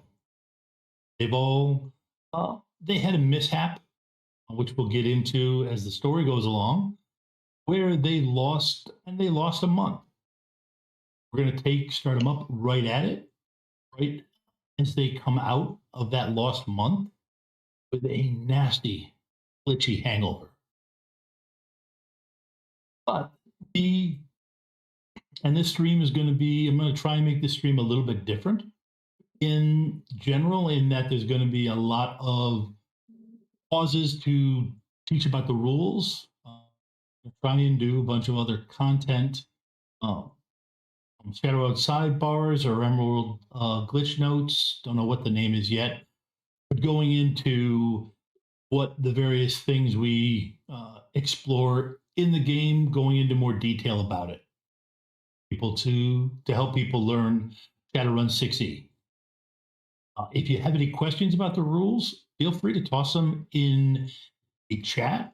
We'll keep an eye on it and should be able to answer all of them, or I can bug my fellow CDT members, that's the Catalyst demo team, to get me the answers before the end of the stream. That said, I think it's time to start the story.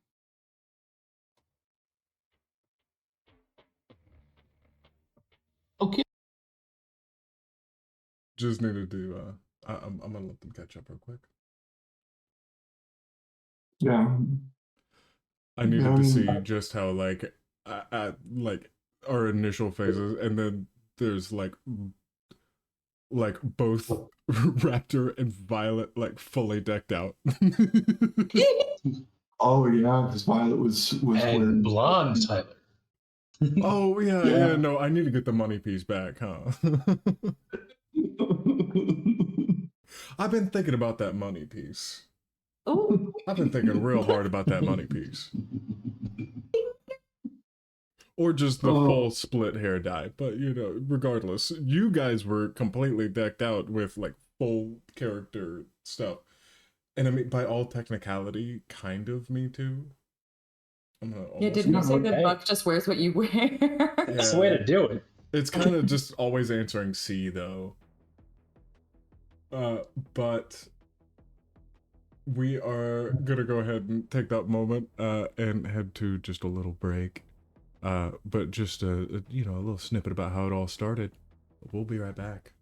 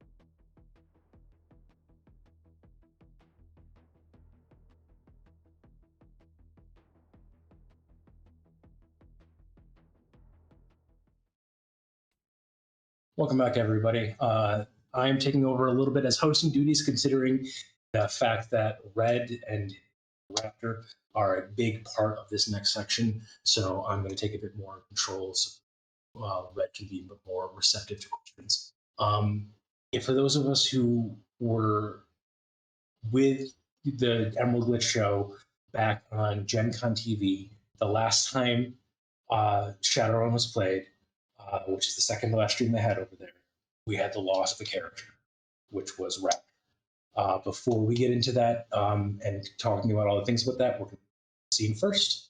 So, which way is that one? What's up? Coming up behind Raptor.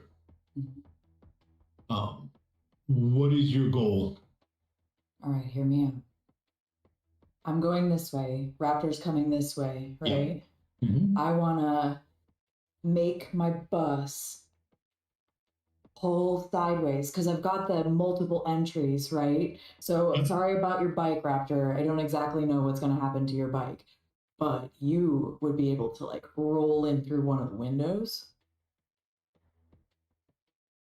Okay. I don't know. Like, what do we like? Okay, because here's the thing. What I'm thinking is, can I make my bus do like a donut? Bootlegger My turn. bus. Yeah, but yeah. So I want to like pick Raptor up in my bus. I want to scoop him, and then go. Yeah. Okay, we're gonna pause for a second. Does everybody out there know what a bootleg turn is? Because if you don't, trust me, it wasn't a question with you, Red. It's just half a donut, ain't it? Just a Yeah, you perform a sudden sharp turn to change directions. yeah. It's just an integral part of all proper, chase scenes back when you had rear wheel drives and parking brakes. It's a donut, but it's a Weight Watchers donut. It's only half of it. No cute names. It's a bootlegger turn. It's a bootleg turn, period, or you will start losing edge. Okay? It's what? I'm edge broke. I will drive you negative. I will drive you negative. Okay? No cute names. Bootlegger turn. Yeah. Here we go. We call that a donut hole where I'm from. No, you don't. No, they don't. I know where you live right now. They don't call it that down there.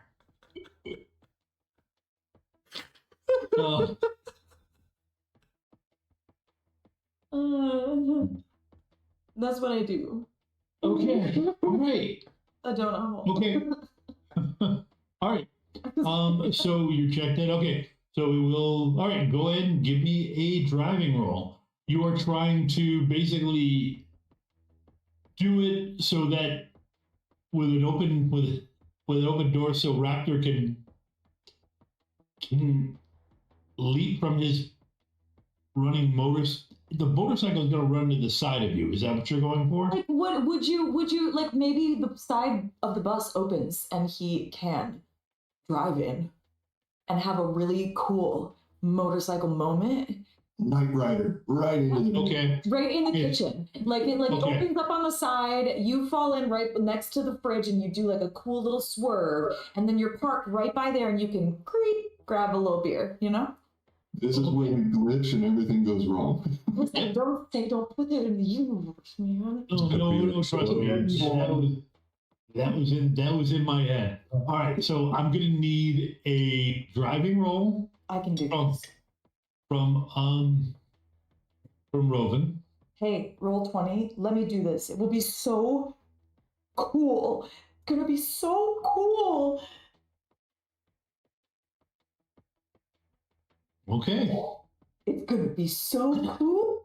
Now it's up to my pilot, you know. Come on, you got this, man. You got this. You got this. Oh, with my negatives. Roll 20. Come on. Rolls in my eyes. One more. It's gonna be so good. It's gonna be so good. It's gonna be. Look, you did the same thing I did. Oh my god. They're in sync too. Wild. I'm so sorry, Tom. You kicked the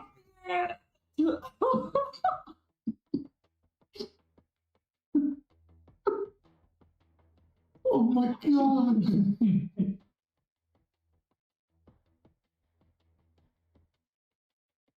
Okay. Hmm.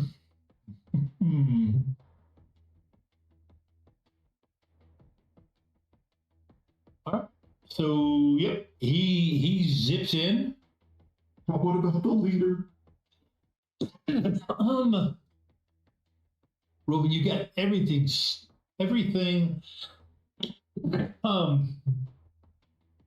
perfectly laid out. Okay, that's enough.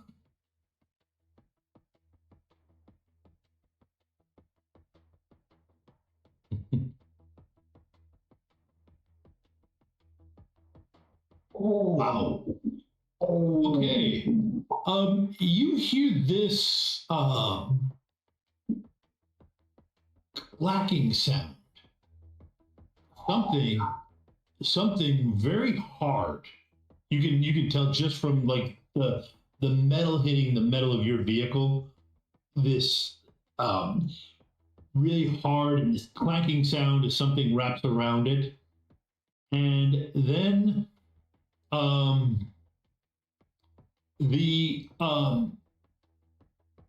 leader swings on this chain through the opening because he hit the magic 7 hits. He did hit the magic 7. That's wild, honestly. So the 7 hits sends him right in to. We also have a crowd of like shocked gray cell scientists or something in the back, like Pretty much it. Yeah, no, they're not expecting quite this. And Raptor, I'm going to give you a defense roll. you got this. Give me a defense roll? Yes. Now, is this a normal defense or is this still pilot ground craft? This is normal defense because he basically, your bike had to stop. Then I will do the minor to add athletics. Okay.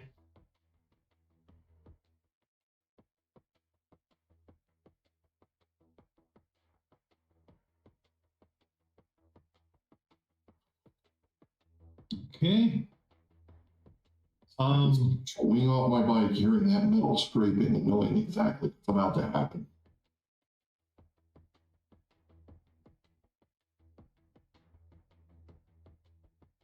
Oh, that's his re-roll. Got me by 2. 2. What is Raptor's body? 3.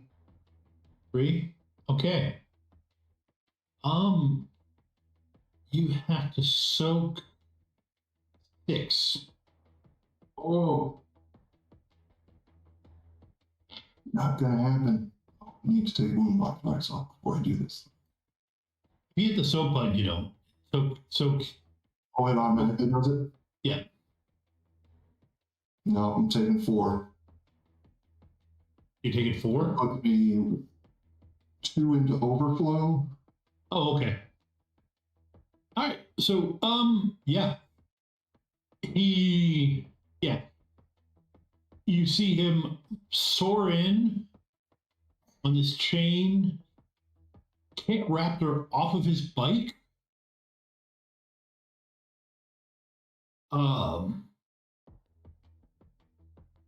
And now would be a good time to take a break, I think, wouldn't it, Tyler? Oh, he's mad. He's mad now. Absolute lucky 7s. Everyone make sure to drop a REM PC down in the chat in order to be entered for your chance to win.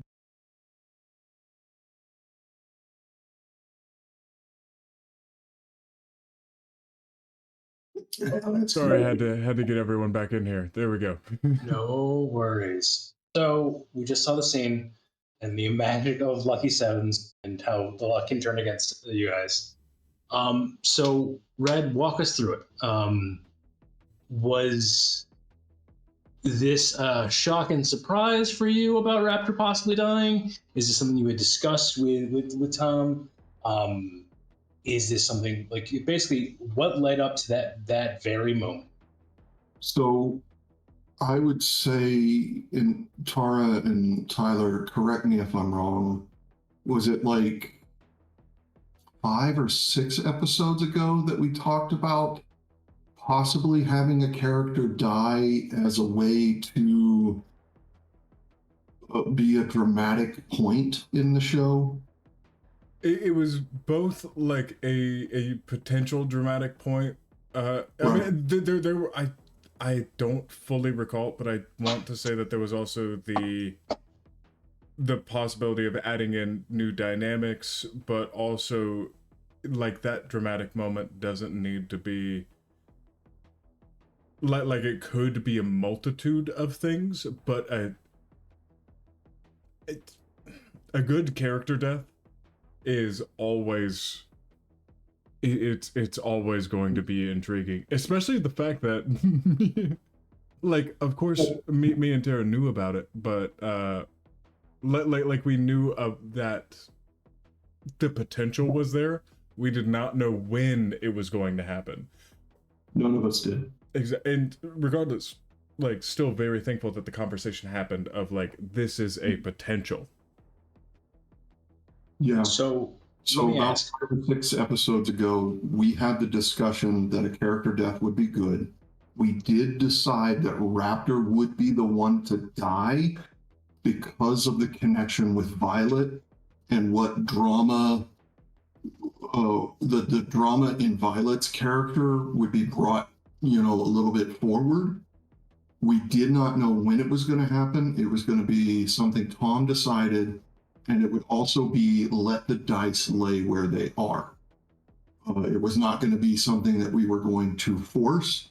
And then, of course, Violet had to leave the show. So then it was up in the air on whether it was going to happen or not. Because I did notice, like, and people watching at home can also point out, like, even at the very end, you were still spending the minor action, get athletics die towards the defense. At no point did it seem like you were just saying, well, it's a good one. You were definitely still fighting all the way to the end. Raptor wouldn't give up. No. Exactly. Wouldn't happen. I literally found out that night was going to be the character's death scene. You'll notice earlier in the show, Tom says, Red, I've messaged you.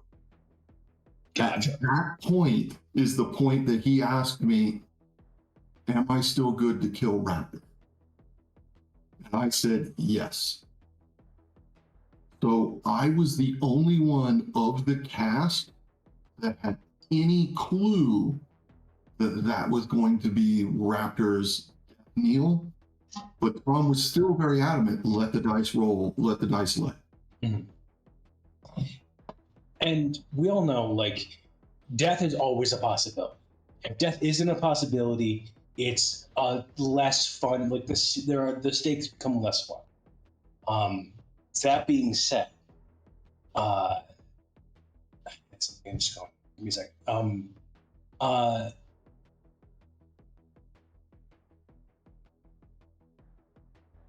There's a point that we don't see in that clip that happened later on, which we don't have to see the full clip for, where Tom said he had built, basically that gang leader was built to kill you, to be able to deal with the rest of the party and get to you. Was any of that given to you guys at all, or is it just the fact like that it was the binary of, hey, one of your characters dying would be a good point, not voting or deciding it's going to be Raptor, and then it like finding out mid-session, did Tom ever say, like, I've made a character that can basically take your character out? And no, the only stipulation I had on Raptor's death was it needed to be a meaningful moment. It needed to be a story point.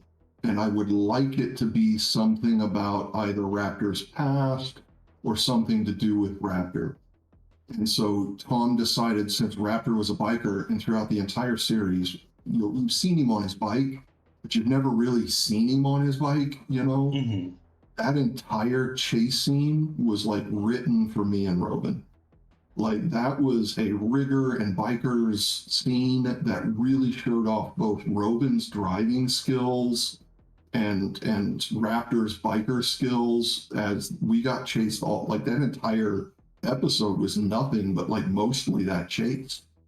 Running through parks, running through like it was touch and go because every time Tom thought he had me, something would happen, and Tom didn't have me. And then when he really thought he had me, Rovyn comes out of the woodworks with the donut move.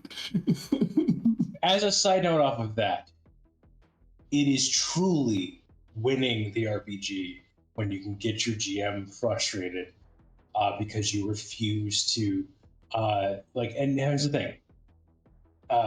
Both sides of the sword here are sharp. So have fun, do things like call it a donut hole and get frustration out of your GM. But if you notice it ever is getting to a point, make sure you back off. And also, a big thing, and just in general, for when your GM is building the world intent, that if they're ever monologuing, let them monologue. They're saying goodbye to their villains. Yeah. So, going back on the GM side of things, Tom had the conversation with the group at large, and Doug had to check in with you. That's really is if you are planning to kill a PC, that has to happen. Full stop. You have to have the conversation. Because when it comes right down to it, like accidents happen, the dice tell a story. If Buck took a defense roll against Benjamin and died, Tyler would be sad to not have Buck anymore, but that's fine. But Benjamin wasn't created to kill Buck. The situation wasn't created to kill the character. Although, I do know that I'm a little bit more of a flexible character than most, because honestly, for me, anything for the bit. And if that did happen, listen, Buck would live on because Buck doesn't die. Another clone of Buck would have popped up somehow with the Buck doesn't stop here. Exactly. With Buck's full memories would have came back into the shot. Still a clone, another counterfeit Buck, but so close to the real thing. Don't ever put down Buck. Yeah, Sorry. It's the thing is that no. Sorry, there's another part to this too. Exactly what you were talking about. We had a session 0. We know as GMs how important that session 0 is. Like this game had a session 0. We just didn't film it or anything like that, but we sat down and talked. What kind of a game do we want? What kind of a story do we want? Those things are important to bringing personal story and personal growth and working as a team. Session 0 isn't something to just kind of, it's a time to really find out what kind of story do we want to tell together. And in those session 0s, you as an individual player may not get everything you want. There has to be some concessions because you are working with a group. We all wanted a story that was more drawn into personal connections and stuff like that. And sometimes you have to give and take to get one thing, but give another player their thing, and the session 0 comes together. So we talk all the time about where we want to go with the story, but we also at the same time know that it is a role-playing game. We do want it's not like we're doing like Critical Role or something like that where they have semi-scripted is what it's called, where they have beats for points that they want to hit, but it's all improv in between. We have kind of our beats are a little bit wider apart, like maybe in the future something is going to happen, kind of deal. Like we knew that we wanted to follow the current storyline of Shadowrun as closely as we're allowed to say. Some of us know things, and we want people to be able to live those moments as they're discovering them as well. Does that make sense? Absolutely. Now, Tara, and I'll ask Tyler the same exact question. Either. When did you realize this was the moment? You had the previous conversation with that. What was the point you realized, oh, this is where Raptor is dying?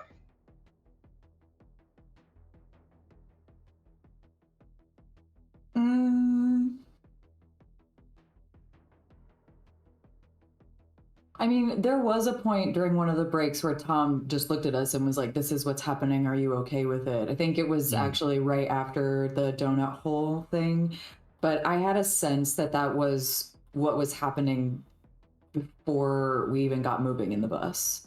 There was an inevitability that entered the gameplay as opposed to like a it just sort of felt a little fated rather than it just had a flavor of like being planned, if that makes sense, like a little bit more of a railroad than some of our previous sessions had felt like before. But also, sorry, I wasn't unmuted in OBS. I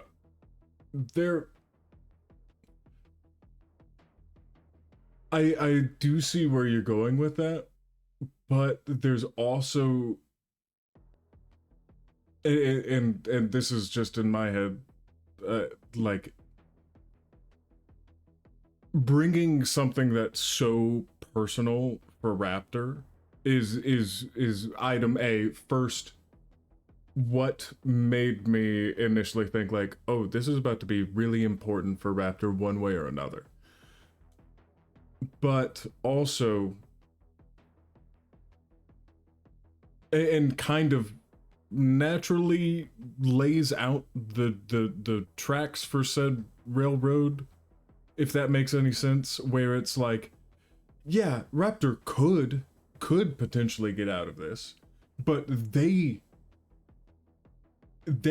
have everything against Raptor right now. They're a rival gang. I forget exactly how many other things, because I know that we came into their territory, and they were rival gangs, and with such, because they had a very long history, didn't they? Yeah. This is one of the known things in Shadowrun. Yeah. Which it's sorry, I'm the guy that sees all the stuff, who hears all the stuff in meetings, but doesn't retain any of it. It's just to make sure that I don't steal the minis.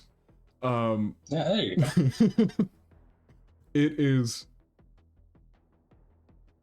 purposefully laid track, but it could have gone with the chance of dice rolls being oh so fortunate, potentially shifting off. I do see what you're saying, because like he was obviously like going for something, but this situation, Raptor getting out of it, would have felt cheap for him to just win against a giant group of rivals as he's riding his motorcycle in front of your boss.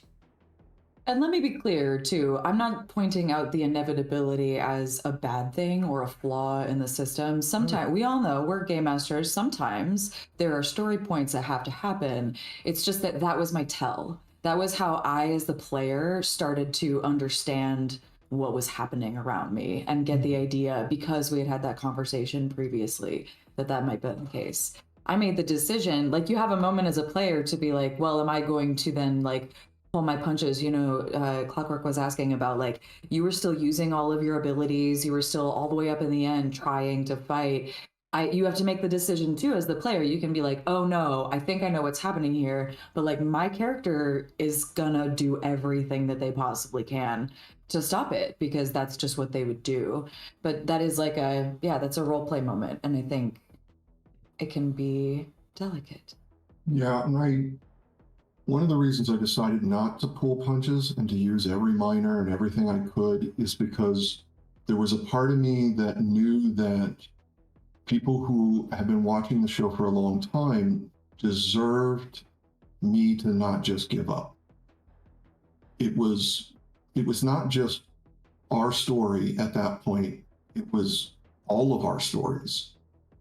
And they deserved to have the most impactful moment that we could possibly give them. And the only way I figured we could do that is if I didn't just lay down and allow the story beat to be there just because we needed a story beat. Needed it to be impactful. I wanted to make sure that the players knew that, yeah, we could have frustrated Tom, and yes, the dice could have went one way. It did roll down to that one roll. If the dice had went the wrong way, Raptor did get away, and then the next story would have been trying to figure out. And then at that point, there would have been some sort of I don't know, we would have went into a cycle of cheap railroading. So like, I think it played out exactly how it needed to play out for that impact of a moment in the storyline. And it's exactly what I wanted. It's exactly what I wanted. I wanted the most impact, because everybody here on the show will tell you, when it comes to me talking about stuff, it is always story first. I don't care what happens. Just throw me in front of a puffle wart, trample me, put me in a hospital. Leave PD out of this. let's make a great story, because it's not just our game, it's everybody who watches. It's their game too. And to dovetail off of that, one big thing I do want to bring up, because we have had a lot of conversation about it, about, you know, fighting to the end and like, you know, still doing all the things. There is a way to do it the other way and still feel satisfying. Everyone here exists online. We've all seen the memes going around of like famous last stand happening as Madonna is playing in the background on TikTok and other socials. So if you give your player their Madonna scene, their scene where, you know, everyone is freaking out, and then suddenly like a prayer, the orchestral version of it starts playing in the background, and we have that scene where Raptor willfully steps off the back of the bus to get everyone away or something like that. That can happen too. But again, that takes much more of a conversation with the player saying, hey, if I bring this up, are you okay with losing the character? And are you okay with just giving in to the point whereof to let things happen? And you can absolutely do that. You can have those conversations. But it's again, it all comes down to, you gotta have the conversation first. Yeah. If you are going to be putting your thumb on the scale of fate in any way, you should have a conversation with your players about it. If you are not letting the dice tell the story and removing the randomness of that has to be a conversation. Whether it's something as impactful as you know, a death, or fudging rolls behind your screen. If it's something where, like, you know, if you ever decide you're not going to roll over something to happen randomly, and again, that's the more specific point versus like telling the story itself, because you still have control of the story as a GM. But if you are shifting things to the point where the situation's going to happen, you got to have that conversation with players. You can't spring them. You can spring it on the other players as long as everyone knows. You can have the conversation at a table, pulling someone aside. Tara mentioned it earlier when they were talking about the convention game with their jerkwad player, where they pulled them aside and said, hey, you're now the big bad of this adventure. That's what's going to happen. Let's do that and run with it. And they ran with it and then had their little epilogue moment. You can have those moments. You just got to have a conversation. Believe it or not, open and honest conversation with your players goes a long way to telling a fantastic story. Yeah. And I think it was really important that everybody at the table knew that it was a possibility in the future, and everybody had already said it was okay. Mm-hmm. Because like there were scenes, well, we saw earlier in this episode, the scene between Raptor and Tank, where there were some emotional scenes and stuff like that. And so like, just because you're killing X player's character does not mean that Y player isn't impacted heavily by that, Absolutely. even if it's not their character. So it is something like when we're talking about these things, remember, it's a collaborative story. We got to talk with each other about it. You know, like that's just the way it's got to happen. No, absolutely. And I know what I even said to Tom is just, or to Tesla, it is just like, I personally am okay with anything happening for the sake of the story, so long as it's not overtly gruesome or anything where anything goes into too fine a detail. But regardless of what my stance is, whatever anyone, you know, assumes up any player's stance is, it is still your job to check in 100%, because maybe someone wasn't in the right headspace, and it doesn't matter if it's a game, if it's, you know, an at-home game, or if it's a private game, or it is for entertainment or anything else like that.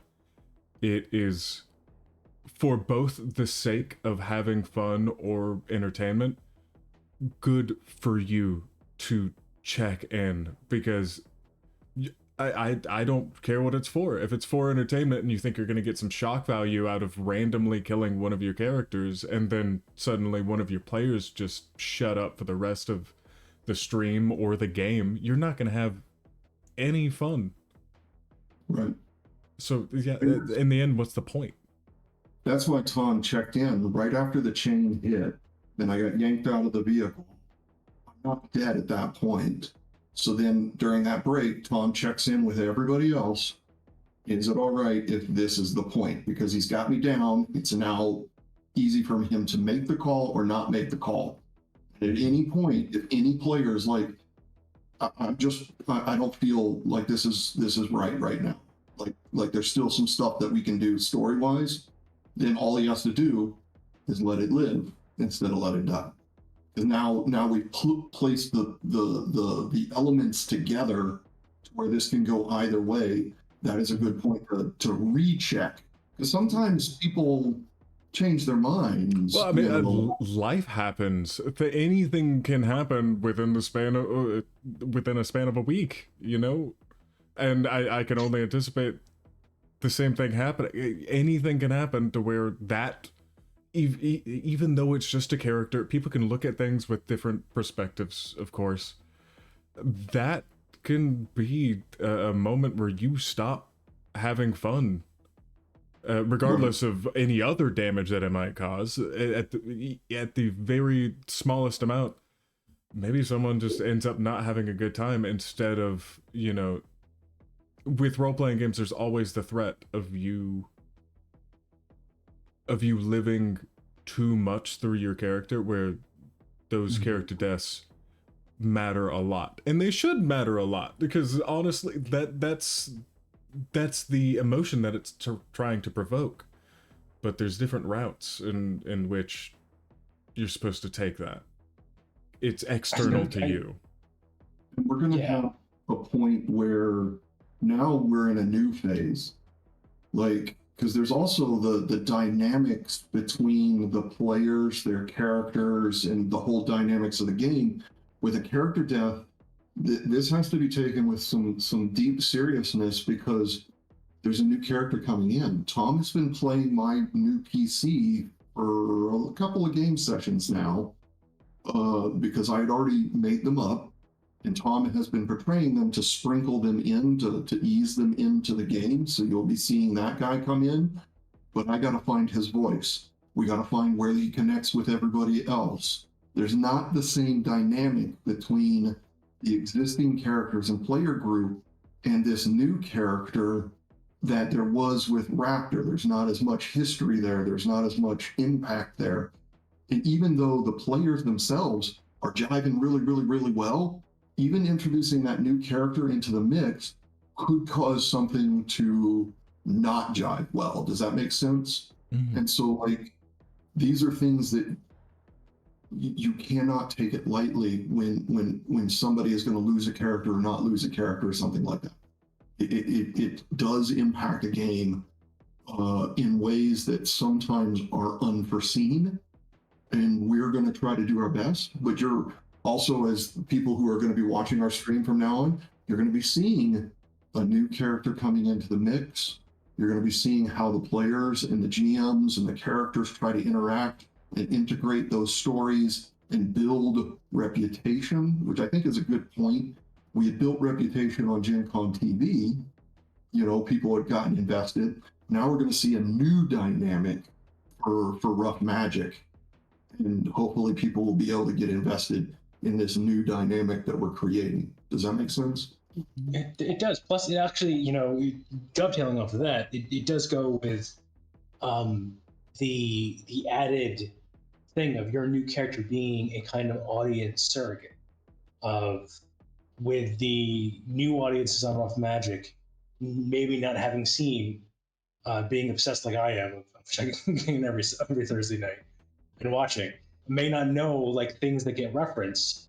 So now your character can be like, what's a puffle work, and then have the other players explain kind of situation. Yeah. You know, it leads to that of, you know, in a new setting. I can say, as someone who was in the audience of that scene, it did not even occur to me that this was going to be a moment for Raptor. There had been enough kidnapping of PCs in the Emerald Glitch group that I was just like, we just got Buck back, and now we're losing Raptor. We just had got Violet back. For lost Buck. I was convinced, I could see it in my head of the next 2 or 3 sessions, which again, you know, would have been a thing of if that final check-in had turned, wait, no, I do want to keep playing Raptor, then that's what that becomes. And the fact that it would become such a constant through line with the group already, like it completely flabbergasted me, not flabbergasted. It took me completely by surprise when Raptor was no longer be a character, and B, it gave even the additional comfort layer of an out of these are stories that we have been telling as kind of through stories throughout the rest of the campaign, where, you know, the overall arc of thing happened, but occasionally one of the players is getting kidnapped and we got to go get them. So it becomes a thing where even at that very last moment, you had the court of saying, no, I don't want to go. And Raptor still have been able to be, you know, reliably and believably alive. Yeah. Oh, absolutely. Well, and just because we've gone back and referenced a couple things to make sure that people have enough time to talk about the stuff that they do, I think we should go through a little recap of, you know, where we came from in season 3. What are all the things that happened? Because I have to be honest, sometimes it's difficult for me to catch up and like make sure that I'm talking about the correct thing. As you guys know from me trying to steal a car that wasn't in my vicinity, I'm pretty sure. No. It's just that you didn't need to. I believe my line in the comment, Shadowrunners, stealing defeat from the jaws of victory. You guys had already gotten everything you needed on the job, and then for some reason Buck was like, that car. I want that one. I thought it was speaking to us, and that, you know, things happen. Things get confusing sometimes. Just, you know, a lot of stuff going on at once. A lot of through lines. It's just... So, going back to the beginning, from waking up on the ship. So our runners have woken up on a ship, discovered that they were zombie dusted, which for at least a month they were effectively drugged, and were tasked with different things to go out and do. You know, I know that there was the casino, there were several NPCs that already knew us or had seen us in passing. I think there was a waitress. Might have been. I think there was a waitress that had seen us before at one point. That was very early on. This is talking about sidewalk gumbo, like those days. That's all I can think about. That's I just remember the gumbo and the giant. What were those What were those things that were chasing us? Behemoths. The behemoths. Thing. Florida man on the behemoths. Mm-hmm. Yeah, when we Which, for found- those playing along at home, a behemoth is essentially a dire hippo. Yeah. Yeah. And, our boat shenanigans when we were trying to take the boat with us. No, very okay. So wait, so it goes. Yeah, was that a direct through line after Florida Man? Yeah, because we were coming back to Seattle, and Raptor and Rovyn were dead set, or at least Getting that Raptor boat. was dead set on getting that boat. And Rovyn, this is where Rovyn started her friends and naming her little friends because we had that. They're- Oh my gosh, the little snake, my little friend, the snake that was on the Right. tire when we got the boat back. And then yeah, we were gonna steal that boat back. And then didn't it get blown up in that fight with the behemoth? That was like the whole Like we had jury rigged it. And with the spoon. Yeah, and somebody was going back to untie it. And I was like, don't untie it, just pull the spoon. But then they were like, oh no, I'm going to untie it. And then they failed to roll. And then it ended up getting wrecked and almost wrecked our van. And I walked back there and I was like, why didn't you just pull the spoon? Pull the spoon and it just falls right off. That's how it works. I That's how it had- goes. I had a character slot. I had a separate scene made out so that the little snake. I forget the snake's name. I forget what we were gonna call the snake. I don't actually know that. I don't know, but I just remember that he was one of those little jumping snakes that you could play tag with, and I was really, really looking forward to being friends with that snake. But then he turned into a naked little gnome, and it got weird really It fast. was so quick. It got weird really fast. And it was like, oh, I guess he shouldn't be a stay-in character unless he puts on clothes. That's right. Oh. Yeah. It was, And yeah. then after that, we had because Raptor, so this was a part of Raptor's personal story, because Raptor was gone for a month, he hadn't checked in with his probation officer. Mm-hmm. Right. So, like, he's a Shadowrunner with a criminal history and is still on parole from when he was released in prison. And I had mentioned to Tom in private, I was like, how's my probation officer? So then we had him getting revoked to have the prison scene. But you got bribed Yes. first. You got blackmailed first. Yeah, he blackmailed us first. And then we got into the prison scenes. And this is where we start getting into a lot of the cross story where we are dealing with fragging Drextorm. Yes. Mhm. And that's when That is around the time in this world where AI started popping up all over Seattle. This was happening both on the Shadowrun, the Shadow of Nox Shadowrun game, and here, where Stormy, as I call them, because I refuse to keep calling him fragging Drextorm the entire time, kept Wow, showing it's such up a back good and forth. name. Yeah, but I didn't want it's like your middle name being fuck.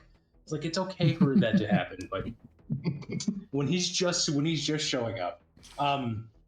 So yeah, like you guys got to Seattle. There was the Technomancer kid. It goes jailhouse cyber surgery for dummies. Yes. During the jail, where we effectively tear down the jailhouse. It goes into My Fair Decker. Wait, no. Got the plan, execute the plan. Which That is the jailbreak because it's the Flash /Prison Break reference that Tesla didn't even realize he was making. Mhm. Because Wentworth Miller plays the character in both of those shows. Oh, okay. I actually, he didn't tell me what he was referencing with those titles.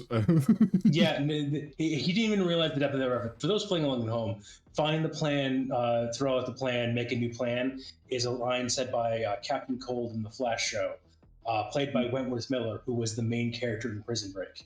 And so when I asked him, you realize the depth of the pun you made there? He had no idea. Because you were prison breaking on that. That is where fracking Drextorm learned that property damage is okay and preferable. Fragging Drextorm, by the way, was just Fragment Driftstorm was a robot. Were they tasked with? Wait. There was an awakened AI who was trying to Yes. find people. They were And in it was popping in different drones. Mhm. Because Tara, they became the muscled mustachio. That was their guy in the And I first encouraged muscled it.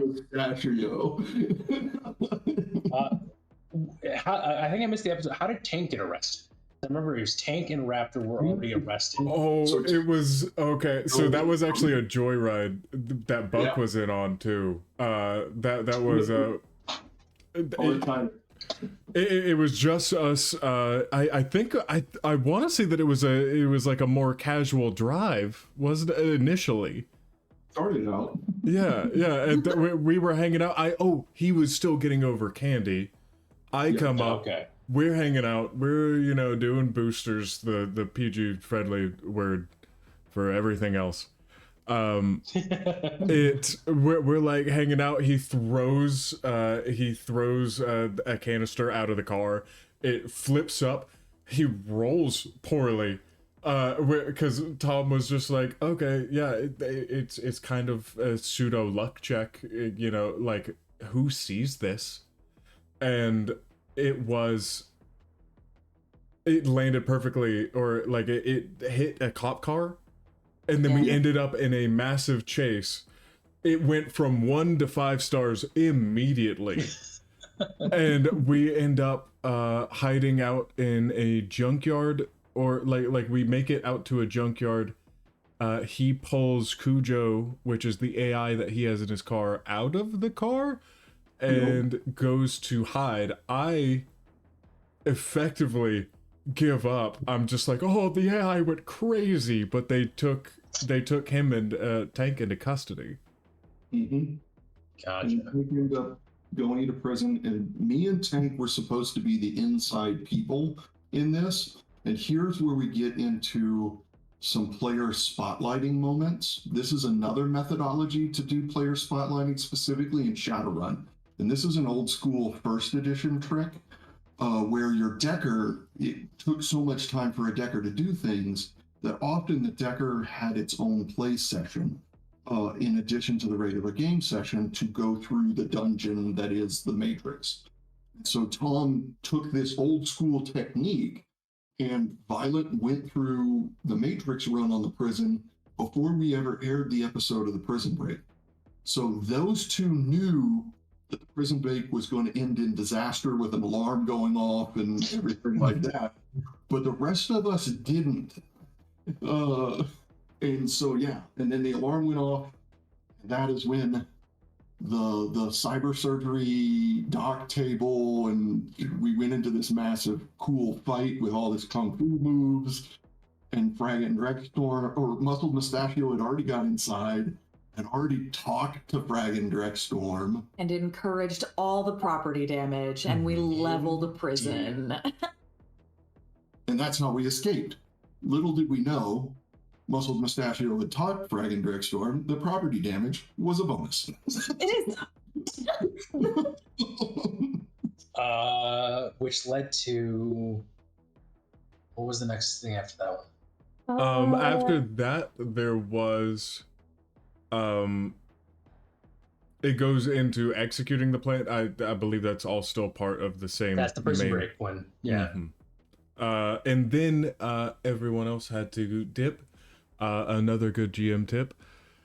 If you feel like you can run smaller parties, do it. It's fun. If you don't feel like you can, then that's also okay. Like just know your own limits as far as the attention that you can give to people. And like overarching storylines and importance to characters. The next one is My Fair Decker with me and Ava being front runners. That was just a really fun episode too, because I mean you're half the cast if you're in it. It was very fun. It was kind of like a jump forward, like almost like a potential future that we avoided, which was really cool, like alternate storylines kind of thing. After that, it was throw the plan away. If I remember correctly, is that the episode where we find out about Violet's mom, or am I getting too ahead of myself? That might be Here's the blurb. They made the plan, executed the plan, and the plan has gone off the rails. Time to throw the plan away. The wrong person is scheduled for surgery. Oh, We I think might be that's off. the actual. That's the one. That's the Okay. one. That's take down the jail. Oh, because the jail was segmented. We were lining up for surgery. There was talks with Bragging Drexstorm. And then there was a solo episode because people needed out. But Tom didn't want to continue that storyline without everyone there. Which Yeah. makes sense. So he made an alternate timeline. And then afterwards continued in with the action. Which makes sense. right, and then that was the prison break there, where we just threw the plane out the door and made it up as we went along. What door? There's no doors on the prison anymore. Never it was Building got brought down around your ears. All the prisoners ran away. I had a backup character in case my character time on Tuesday nights had to go. That was going to be just a absolutely insane adept who thought he was King Arthur and basically just had a massive sword and was just going to go like nuts and like just solve all problems by hitting them with sword. And it was going to be he was in the prison right up until, and because the prison got destroyed, he got to be out and be a Shadowrunner again. And this tied into Shadows and Nox too, our sister channel. So like, if you're watching our show, you can also watch that show too, because that show ties into here. Because Bragging Drexstorm came into y'all's show, right? Yes. So Stormy showed up in our show. We actually ended up the wrong character interacted with Stormy, I will say. Instead of engaging at all with the storyline, Tom like laid at their feet. They decided to just let Stormy do whatever they wanted when it got cloudy. So Stormy basically broke into their like mechanics shop and then repaired a bunch of things on his drone, and then left. And then Tom had to scramble. So this was during a time period where AI was starting to emerge. So at least for us on the Shadow Nox side of things, it was just a series of AI adventures of mainly dealing with one dillweed called the Entity, who I'm still fairly convinced was a traffic light monitoring program that became an AI, because he just had a huge power trip. He took over Runner's Warehouse. You guys had the problem with getting closed for a little bit on Yeah. and Rovyn did a side job as being a clothes delivering drone runner for Runner's Warehouse. Yeah, that's because Entity completely trashed all their drones, got them up trying to get the warehouse back. Yeah, during this time period, we were doing a lot of AI stuff. We were chasing down Raptor or Tank's car to try to get Cujo back. It's also when Alice was discovered to have been being created as a watcher program that was installed by, I think, Candy or something like that on Tank's comlink, if I remember correctly. Right. And then had become an AI, and then Violet, unknowing to that being a full-fledged AI, put it in a black box for like a. Yeah. So Alice to this Alice shows up later messing with Violet's deck on the boat run, because she was basically put into a place where she didn't exist for the Solitary Matrix. confinement is. Yeah. After the AI arc, we go into primarily Tara's arc. You are With- right. With chaotic mixing right around Halloween, actually. Yeah. The runners' lives are a mess. Can they see the patterns in the chaos and slip through it? And then there's another little bit, and this is behind the scenes because this is all the little marketing chat that I immediately wipe from my memory before going into a game. Well, Tara's character is going to be saving the meta plane of water and putting a gigantic target on themselves, so probably them. Tara, Yeah, what that were you was. about that? Wait, what was it? Huh? What were you thinking about that whole story arc, and also like telling everybody what the story arc is? Oh yeah, this is we brought this up a little bit at the beginning. This is the one where I met the spirit of water and am now able to channel them through me like a very So I really can't help but picture myself in like the avatar state. But that's whatever. That's neither here nor there at this point. No, I had no idea to expect this whatsoever.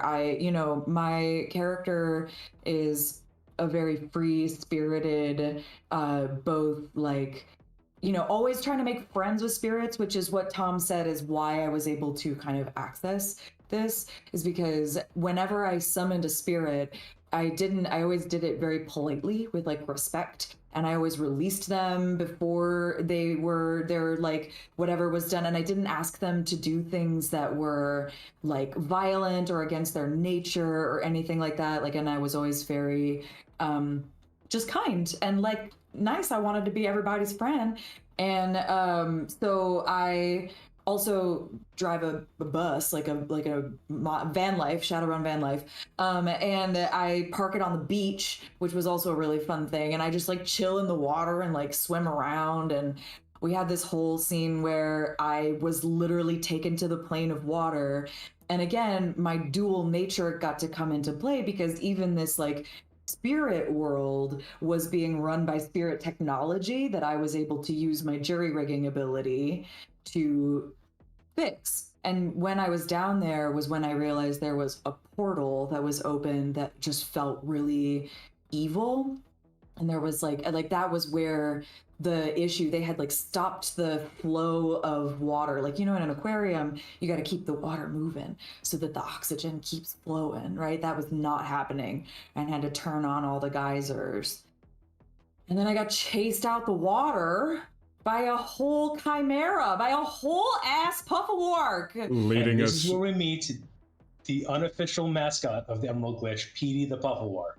Oh my god, that was the first monster that the chat helped us create. Teslan had two creatures. He said it was a wolf and a shark, and we were like, all right, chat, what's the third option that's in this chimera?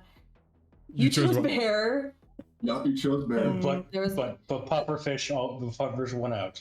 Pufferfish won, and so we had this awful. I mean, it was a really brutal. We almost lost Raptor and Buck in that episode. Y'all were Well, weird. okay, you don't have to say almost lost, but like Raptor got a hole put into him. Weird. I got like scratched. Like, I don't get me wrong, I was yeah, yeah, sure, but like you were impaled. Like, I feel like this is Respect to the side of the pufferfish. Yeah. That was so bad. It was so bad. It was a very terrible fight, and we didn't even win. The Puffawark snatched me up and tried to run away, and then there was like this weird shadow ops group that was like, oh, there's a person over there, and I turned back into the muscle mustachio, and I drove away to where Raptor and Buck had been driven to the hospital in, I think, Violet's car or somebody's Violet's, yeah. car. Yeah. This is where you can see story arcs start to change for characters, because this is the point that Raptor goes under the knife and gets cyberware. Yeah. It's also that I'm pretty sure this is either this or near this is the scene where Tank has his breakdown. Yes. With the team. Fairly soon after, I believe. But Hospital. that particular episode is also, not to derail or anything, but one of my favorite titles for one of these episodes being Pufferfish, Poison, and Passion, which is alliteration. Gotta love it. Oh my goodness, I'm a sucker for it. That does lead us into Clear as Molasses, which is the only description I have for it is sometimes Mr. Johnson's motives are not as clear as a runner might hope. I think I was in the hospital. This is you were in the hospital. You had to leave the hospital in order to join up. Was I at VoltCon? Was this me at VoltCon? I don't think you were at VoltCon. Yeah, you were at VoltCon. This is the only episode of Emerald Glitch since season 2 that I've missed, I think.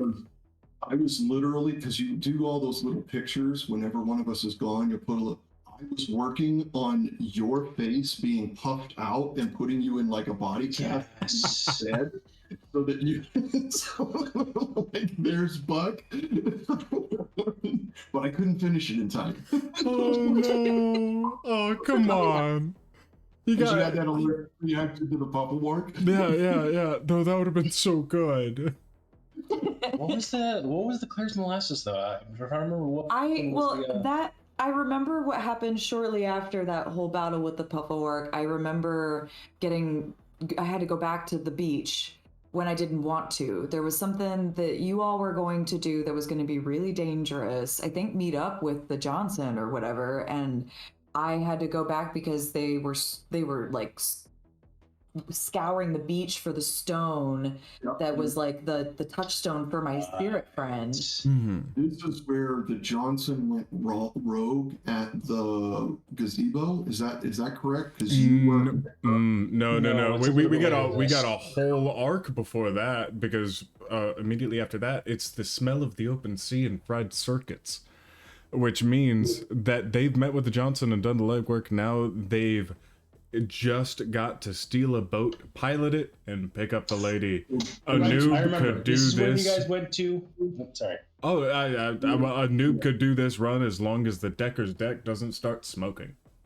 So this is where we were hired to steal a boat and go find Bryn Taggart. Yes, you guys went to the cafe, talked to Grey Paladin. Yep. And then that's where, by the way, one of my personal nemesis was there, and Galahad's utter delight is in Sliv the waitress, because Galahad cannot. There you go. Galahad cannot roll for his life to resist her. Every time she does any of the smooth operators things, I always roll terribly. And that will lead up to something I'll mention out later, but I need to put that little pin in everyone's heads to do something on the Tuesday night, something for the Tuesday night group. But yes, this is the episode where we start to delve into Tank's lost memories. Mm-hmm. Yeah, they start going back. Tara's stone, because when we steal the boat, Tank has a flashback. Yeah. To before he had lost his memories. And so we start to see his character's changing arcs as the groundwork of here's where it's going to start. And this is also the area where we met another Chimera to start realizing that we're just going to be fighting a bunch of monsters from now on. The Goose Dial. The Goose Dial. By the way, for those playing along at home, one of the greatest ways to irritate Teslan to no end is to have them make a terrifying monster and you give it the silliest nickname. This is also where Mechakong? Buck got Mechakong. We're gonna get to Mechakong, and we're gonna get to what I did to him afterwards on the Tuesday night group, which he still has not forgiven me. This is also where Buck got his cross. Yes. Marsanid, was from the boat. It was a very special kind of boat, and I wanted to implement that cross in so many other ways, but it just didn't work out. It just didn't work out. It's fine. I wanted to ninja star that sucker into Chimera's mouth, but This is also where Raptor goes full Luddite because he throws his con link when it goes off while he's sneaking through the boat. Something's hacked his con link to make an alarm note. He chucks it overboard. To date, I believe you have not had a com link for longer than an hour after that. Yep, just enough to make a phone call and then chuck it in the trash. And Violet was trying to find Bryn because we were pretty sure that she was dashed away on this barge. There was a big guy that we made cry. I don't remember very much about that. That was Bryn's bodyguard. Caused emotional damage, and that was the one that was sitting down on the boat, right? Yeah, just having a whole moment. But then Violet went down a tunnel in the boat and was missing for a while. That's what you were talking about when Violet went missing, right before Buck went missing. That right? No, separate ones. But I believe Raptor went missing first because Raptor went down the hole to try to find Bryn, and then I don't know if Red could not make that next session or something like that I happened. missed the next session, so I was unconscious at the bottom. Also, back for tank things, the Yakuza attacked while you were dealing with the Gusadile. So we had tank getting flashbacks of the Yakuza there.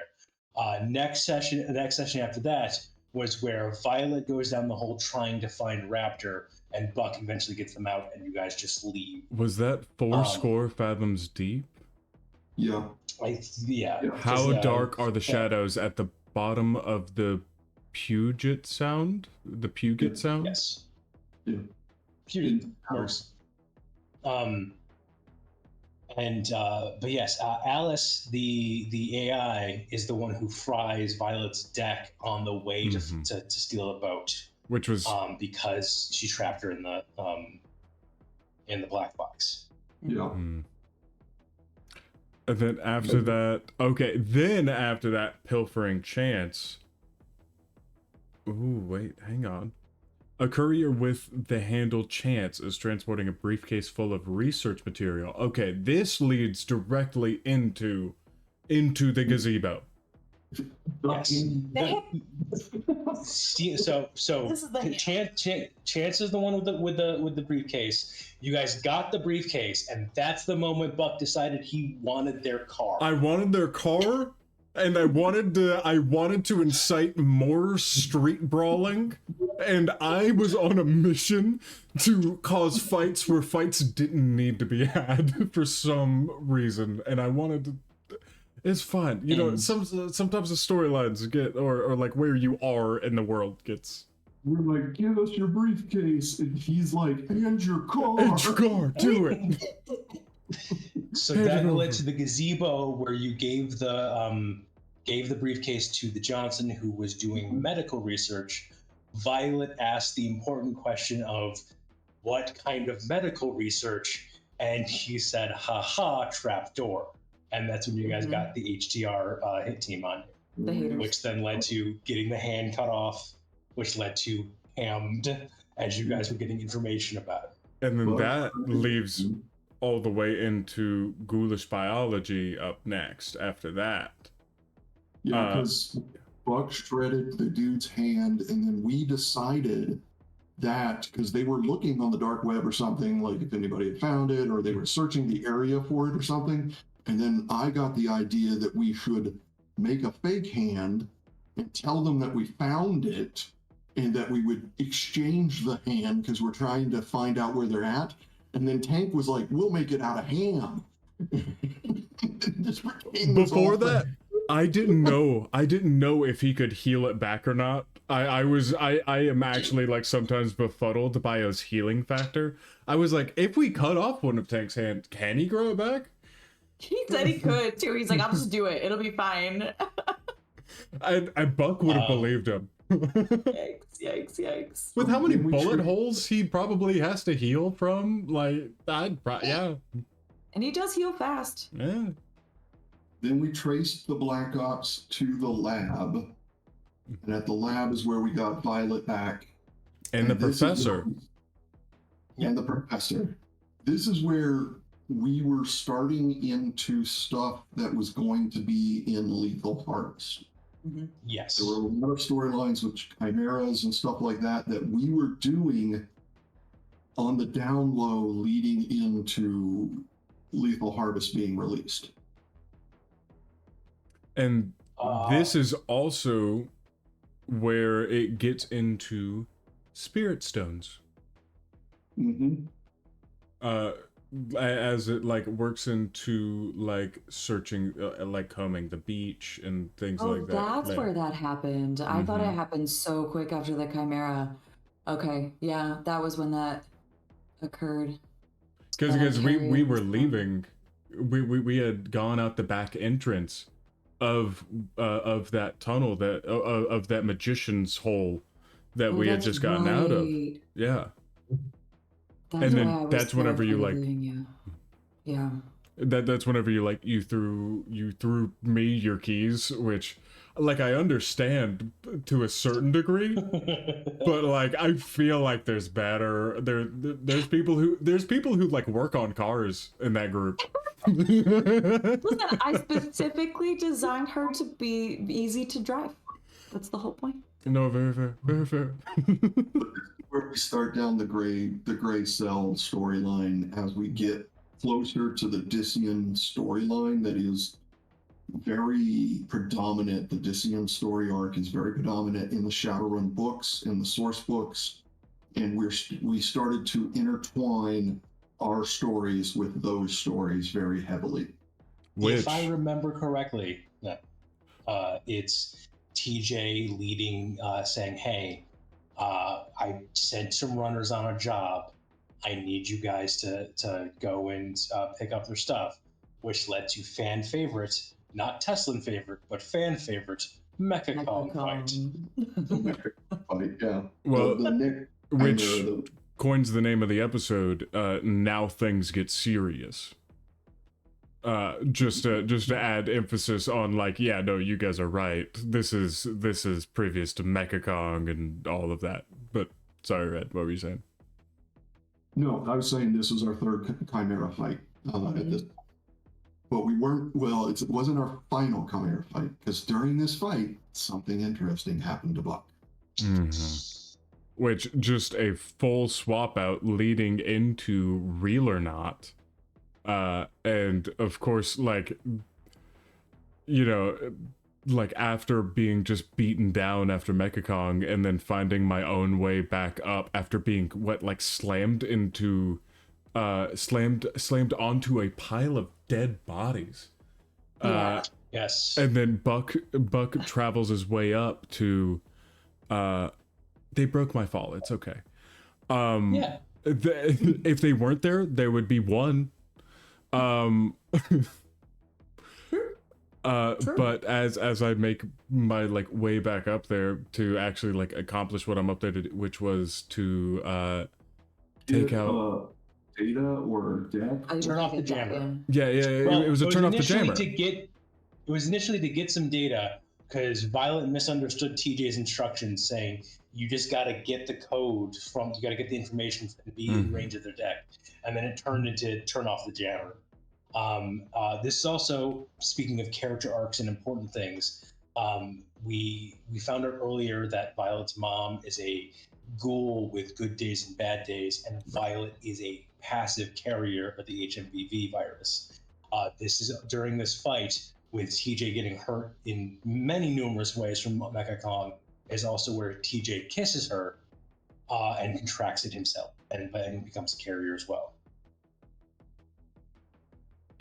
Which I was just thinking about the general implications of that at that point. I wasn't thinking about the ghouling at all. You were just ooh, K-I-S-S-I-N-G. I was just ooh, what was she down for that though? I don't know. I wasn't thinking about the ghoulification.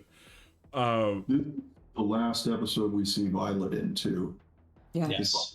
Violet and TJ end up leaving the story at this point. Well, if it helps, it's the last time that you see the real Buck for the next few episodes too. That's Very true. Leading into Real or Not. Yeah.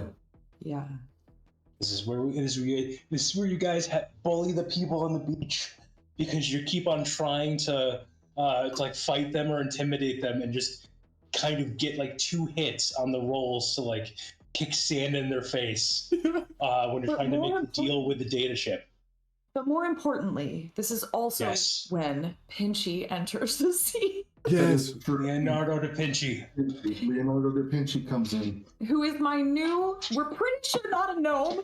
Hopefully not a gnome. Don't, Tesla, if you're hearing this, no. Just no, buddy. You didn't hear that. He's my little crab friend, because if you haven't been watching yet, you will find very quickly Rovyn is not a very perceptive person. Not gonna notice much. So they were they were playing with crabs on the beach while they were having this whole encounter. It was during this scene and then the next scene of Buck doing negotiations or Beevil doing negotiations to give the chip back to Graycell, that I came up with the theory in the chat that is basically just fact that Rovyn has no idea that they're actually a Shadowrun and are just kind of vibing. We're doing illegal Just stuff? Fun. Let's do more. What? Have Yeah, you that led seen, to Tara, have you seen Ghosts, the American Ghost? No. yes. Oh my god, yes. There's a TV show called Ghost. It is hilarious, but often Rovyn reminds me of Flower sometimes. Flower is a hippie who got so high she tried to hug a bear. And died. Oh, Rovyn would do that. Yeah, absolutely. Yeah. Right. Absolutely. Oh no. But that led to the negotiations with the chip being passed over. The revelation that Beevil was in fact Evil Buck. Yes. I do have to say, just for like a little peek behind the scenes, I was really, really pleased with myself in that particular thumbnail. Adding like the panicked image of me and then having the serious image of me in a silhouette behind me in the you should be dead thumbnail. Hey, listen, you gotta take the small victories where you can. Absolutely. You should be dead. The runners get pulled deeper into the hidden war with the Odysseans and gain clarity.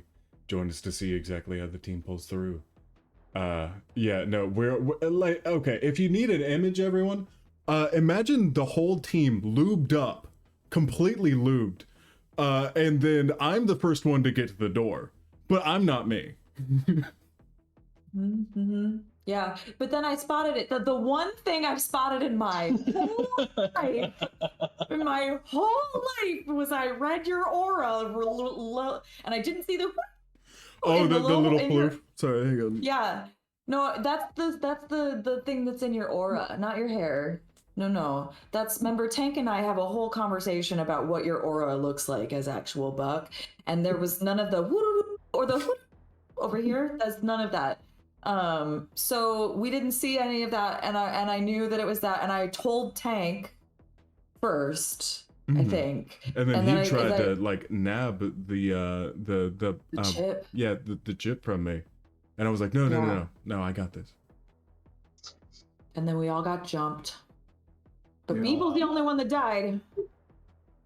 Evil dies. You guys get back into the van or into the bus and get out of there. This is also when we get kind of like the full backstory of Tank, where Tank worked for Graycell, was one of the only few people who could go toe to toe with a Chimera before, and was those members were coming back from his contact with Graycell. Back on the Tuesday night group, I get a contact from Sliv saying that her improv partner has gone missing, and she needs to hire Shadowrunners to hunt him down.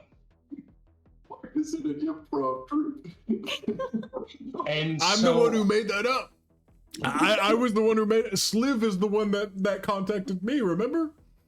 Yeah, I remember. And so my inability to roll against her, I rolled okay the first time to negotiate. I never negotiated anything higher than the basic like tip money she gave us. I think it was 3,000 new yen. We have a hacker, one of my contacts, track Buck's comlink, find it in a van going down the highway, manage to pull them off, get them off road, find 2 Bucks driving the car, they're driving the passenger seat, and then when we confront them, they turn into origami flesh cranes and go flying off the highway. I hate that so much. Yep. Origami and then flesh cranes. Let me never hear that again. The best part about all of this is the fact that Buck is basically me. So you can just imagine me folding up like an origami flesh plane. And we find actual Buck because we have a mage on the team who can sense and sees the cyberware in his neck. We've never met Buck. We can't tell his aura from a hole in it. We know he has tailored pheromones, so we can see that he's got that. I bring him back to Sliv, and then critically glitch my composure roll and give her the money back because I cannot, for the life of me, roll against this woman to save my life. and that's why your comlink had a message saying "treat her right," because I was dropping you off at Slivs, and it had the video because the video of the flesh origami flesh bucks was taken from my drones, and I implanted it onto your. Which then leads to the next episode where Buck calls for a pickup, and it turns out to not be Buck, and then does turn out to be Buck at the same time. He wasn't real. Yeah. That was De Niro, I want to say, was the one who joined them while you guys were being chased by another chimera down the highway. Yeah. Bubble war. It was too bubble. Yeah. Yes. And That's then when we started talking brand deals and getting some for the Seattle Puffleworks. But that's where we picked up De Niro, and we thought that De Niro was the real Buck, and we were suspicious of the real Buck who was calling us from his apartment. Yes. But then, I think before that it leads into a fistful of bucks, doesn't it? that's this one. That's the episode I'm talking about. Yeah. Where we Okay. had De Niro in the car, and you were isn't that the one where we trashed your apartment? Isn't Fistful of Bucks where we trashed Fistful the of apartment? bucks. I was in the closet up until Yeah. like halfway through the So- fight. So basically, this was the session. This was the session before that because they picked up De Niro in the bus. You called from Sliv's apartment asking for a pickup. Rovyn did not believe that you were you, so they were like, "We're going to your apartment." You then had to Uber your way to your own apartment because you had no way there. Which after. I want to say I saw 20 minutes of De Niro being in the bus. Tank and Rovyn finally remember to actually perceive and see that he does not have the floof, which then leads to them putting down De Niro pretty fast. And we had to take all of his clothes off because that was the only way that we were going to be able to tell them apart. I'd really like to just call it astral peacocking. Yes. Then there's the Fistful of Bucks because when Buck gets back to his apartment, Benjamin is there, and the fight ensues, and Buck gets knocked out. The crew shows up, puts De Niro's naked body into a suit hanging thing, bring it into the upscale apartment, and then realize that Benjamin is not Buck because he's too competent about things. And then the fight ensues. And then they ruin some- all of my plastic plants that I kept in the living room. Also, some really amazing, niche fight techniques from Tank. I just want to say, when you have a character and you put this, really niche ability, you're like, when am I going to be able to use it? Man, that was a good episode. The coffee table, the poor coffee table. It's fine. They're relatively cheap. Buck has known Tank for a long time by that point. This is just since he's had this apartment, this is likely his 6th or 7th coffee table.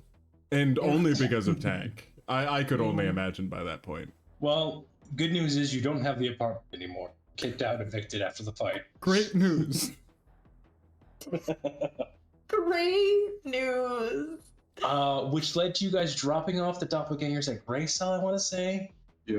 Which then led to the last episode. End of the Fraggin' World. That's, Because the mana storms have been happening in Shadowrun at this time period. Mana storms are wrecking everything on the globe. Magic is going a little bit haywire. Not just a little bit.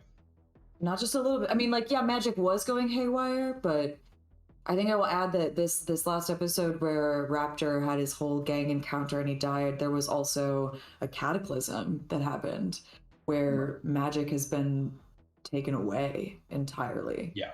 Yep. I don't know if it's going to be permanent or not.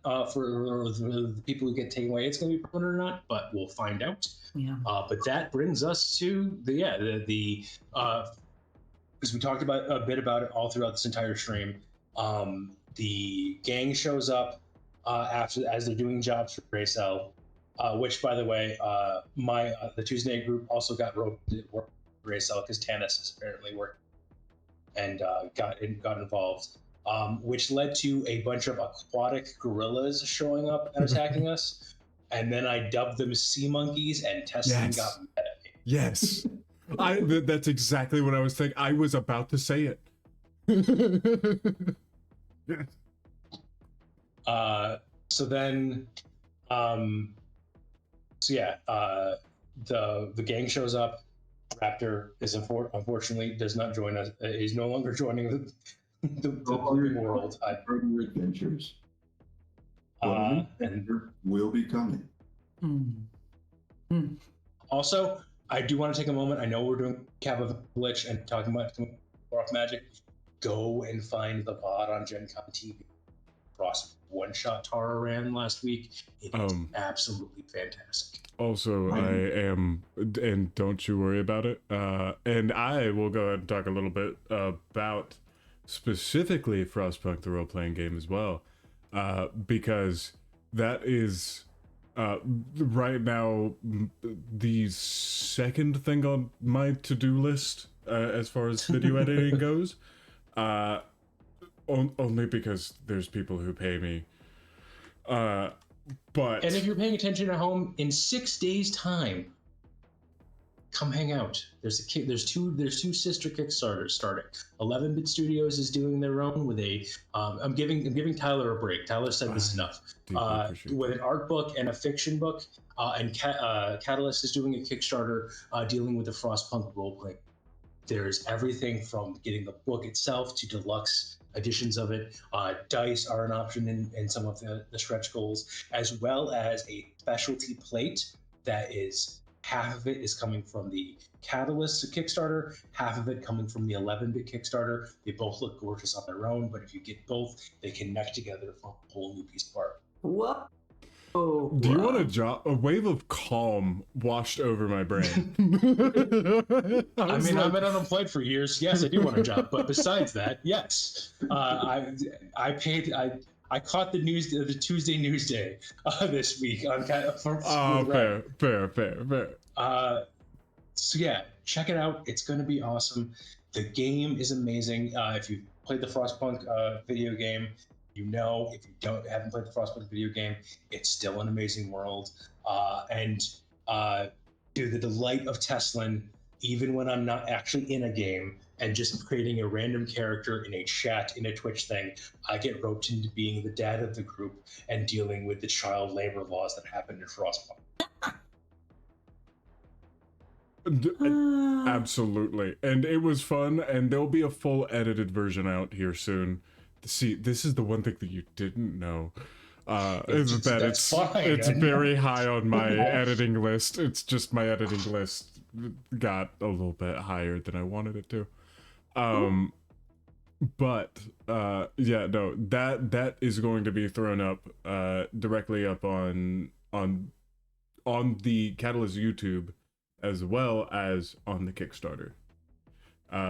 So you can wait for that one, or you can go ahead and go watch the VOD. Either one. But thank you dearly. My brain like eased. It was a wild experience. That's what I'm here for. Hey, while we're here, hey, Clockwork, can you do the Myth Connections ad real quick? Well, just while I got you here. This is where you say Clockwork. Only if you do Mythic Connections.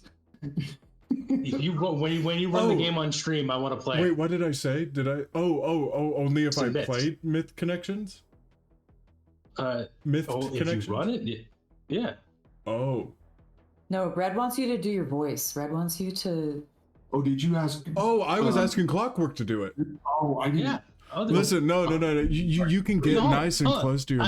You can just get real sensual. I can do the Tyler Boyd. Wait, can we go back and forth? Can we go back and forth real quick? Absolutely. Get ready for Myth Connections. What's happening right now? Can we? Okay, I'm gonna conduct you. Ready? Okay. Who's starting?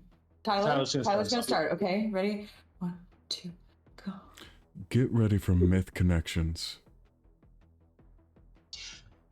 Have you ever wanted to feel the fur of a kitsune's tail? Have you ever wanted to know how many crevices ectoplasm can fit?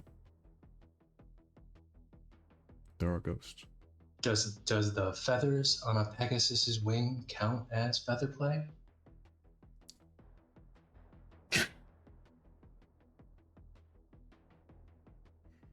Well, I've broken them all. You can't just hold the right wall to find the center of this labyrinth.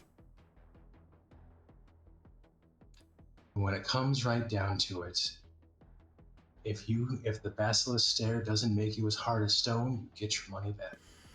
And that's why you should follow Myth Connections. I had a perfect line in my script too. I just don't have it up. Make your fable. Enable your fable. Myth Connections is a playing card game coming from Dragon Unicorn Game, makers of such awesome games as Subversion and what's the Anarchy one? I cannot. Oh, anyway, I will find it in a second, or someone will find it for me. You get to play as a dating. It's a dating game where you find the mythical creature of your dreams, and maybe your nightmare, but in the.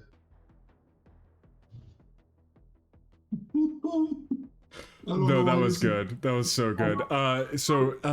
Get ready to spice things up with Myth Connections, the card game that invites you to flirt and frolic with your favorite mythological beings. This isn't just any game, it's a playful romp through a world where mermaids, centaurs, and fauns are ready to turn up the heat and get those hearts racing. But yeah, those are my primary things. Lots of stuff for Frostpunk, Myth Connections. Show your support for both of those things. Right now, I've been trying to keep an accurate count, but it is actually going up pretty quickly. The Frostpunk role-playing game has shot up 200 in like the last day or so. I think it should be up around 1800 or 1750. Regardless, pop on in. Hey, like fight to make this world just, or or embrace. You can be a shadow runner. You can be the kind of person that is for the greater good, no matter the cost. You can walk in there and be altruistic and fight for what's right every step of the way. Come on in. There's a lot of good content coming out, and I gotta say, a relatively good playthrough and a relatively for the greater good playthrough coming out here soon on the Catalyst YouTube. Also, it makes you crave soup like there's no tomorrow. You mean sawdust? Exactly. Okay. Yum. Oh, have y'all got anything? Just come and watch us on Rough Magic. We'll be starting back up with our episodes starting next week. But also in the meantime, you can also watch other things on Rough Magic's Twitch. We play Pathfinder 2E on Sundays at 6 p.m. Central, 7 p.m. Eastern. This week, you can see me. I will be in a game called Giant Slayer, where I try not to slay any giants. And then on the concurrent weeks, you can see a lot of political intrigue and some really, really interesting morality questions and Gears of Revolution. I am a really big fan of that story. You can catch me in the chat and we can chat together about what's happening. So that's at the same time we run every other Sunday. And stay tuned, we run one-shots all the time. Find us on roughmagicgames.com. We'll run games for you. I put this in the chat earlier, but in case you're watching this on YouTube and you didn't see the Twitch chat, if you are struggling to find a game master or a group of people who won't shit on your owl, then I'll reach out to Rough Magic Games because we have a really wide variety. We have a very large network. We play games in person at bars in Chicago, in Jacksonville, Florida, and in Detroit, Michigan, and we're always looking to expand. We also play games in your computer or in your home if you invite us in, like vampires. We do run several Strahd campaigns, so at your own risk. But we can run anything you want. Honestly, we've got a huge roster of game masters, myself and Clockwork included, and we'd love to develop a story that meets your character's goals, that allows you to, really be yourself and explore the game and. Ask yourself, what would you do in these moral quandaries? And am I really evil, or do I just want to have more money than I have right now? And well, we can have a whole anti-capitalist rant on another stream. But yeah, come hang out with us. We want to play games with you, and that's all. Oh, also come find us at C2E2. That's the next con. And I'm gonna be at GaryCon, roaming around with a big ass pirate map that you can help me draw on. So Nice. find me. I'll be there. My name is Joe, also known as Clockwork Tuba. You can find me on Twitch and YouTube at twitch.tv/clockworktuba or YouTube/@clockworktuba. I play a lot of cozy games. Currently, I'm playing through A Boy and His Blob, which is basically adorableness incarnate in a game. Oh my god! The old NES game, yeah, and then they remade it for Xbox. So you give jelly beans to a blob and then solve puzzles by the different forms he turned into. It's so adorable. I'm addicted to Power Wash Simulator and do all that kind of stuff. But for the role-playing side of things, Shadow of Nox, I mentioned throughout the entire stream, I'm on sister channel for the Shadowrun games, which are every other Tuesday. The opposite Tuesdays are Avatar Legends, proper Airbender Avatar, no Blue Avatar. Where I get to play a grumpy old man. It changed for me. There's also Call of Cthulhu games that are played throughout on Shadow of Nox. Always good things for people to see. I think. They're also Teslan is also going to be switching back to when the Monday Night Call of Cthulhu games ends up, switching back to running his Dresden Files game, which is a long-running game with a lot of great players and very good history. I cannot recommend. And I got one more thing. I'm Red, aka the Raptor. And like my character, I'm a Luddite, so I don't have a Facebook, Twitter. I don't have any of that. But the one more thing is at the end of the month, Adepticon is coming up as one of the big miniature game conventions. And as a representative of the Catalyst demo team, we're going to be out in force playing Battletech all weekend long. I will be there running some Battletech, hopefully in the grinder. So yeah, fight with your mechas. So come on out. You don't have to know any rules to be able to start learning how to play it. We have all kinds of demos and stuff going on all Adepticon weekend.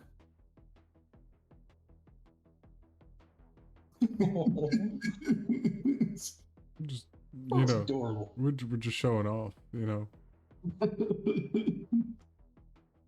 Oh, I don't have any. Anything else, Doctor? No, that's all I got. Well, if we're just showing off, Oh, my cousin knitted me this Christmas, my little Yeti dude. that is Oh my adorable. god. I love him so much. I also have this. Wait. Okay. Okay. Hey, I'm gonna use this as a really rough segue because I forgot to plug another thing that I'm doing that you should watch out for. It's just Oh, Out rough of Depth magic segue? Plays. Sorry. What? No, this is Out of Depth Plays. We're playing a game called Knave 2E where your stats are all centered around your inventory. Like when you get hurt, when you take a wound, it takes up an inventory slot and you lose and break gear as a part of like your way towards death. It's very interessante. We're doing a podcast, so it's not a stream. And we just finished episode 2 last week, recording it, but episode 1 will be out soon. And that's So what was that podcast name again? Out of Depth Plays. And if you like Call of Cthulhu, I was in there last season too. We did a Call of Cthulhu set in 1950s Hollywood where I pulled yet another donut hole. If you love it when I pull donut holes in cars, check out 50 Cent Souls on Out of Depth Plays, because I did a pretty badass one on that one too. So All right, Okay, now I'm everybody, actually you done. know the drill. Go find it with your podcatchers. Do what you got to do. it's anywhere you can find podcasts. Anywhere. I don't Okay. think that's what you just said. I just realized that that's not what you said, and that's No, fine. I said use your podcatchers, which is the same thing. Oh, okay. Oh, hi. Well. This is my thing I brought. Oh.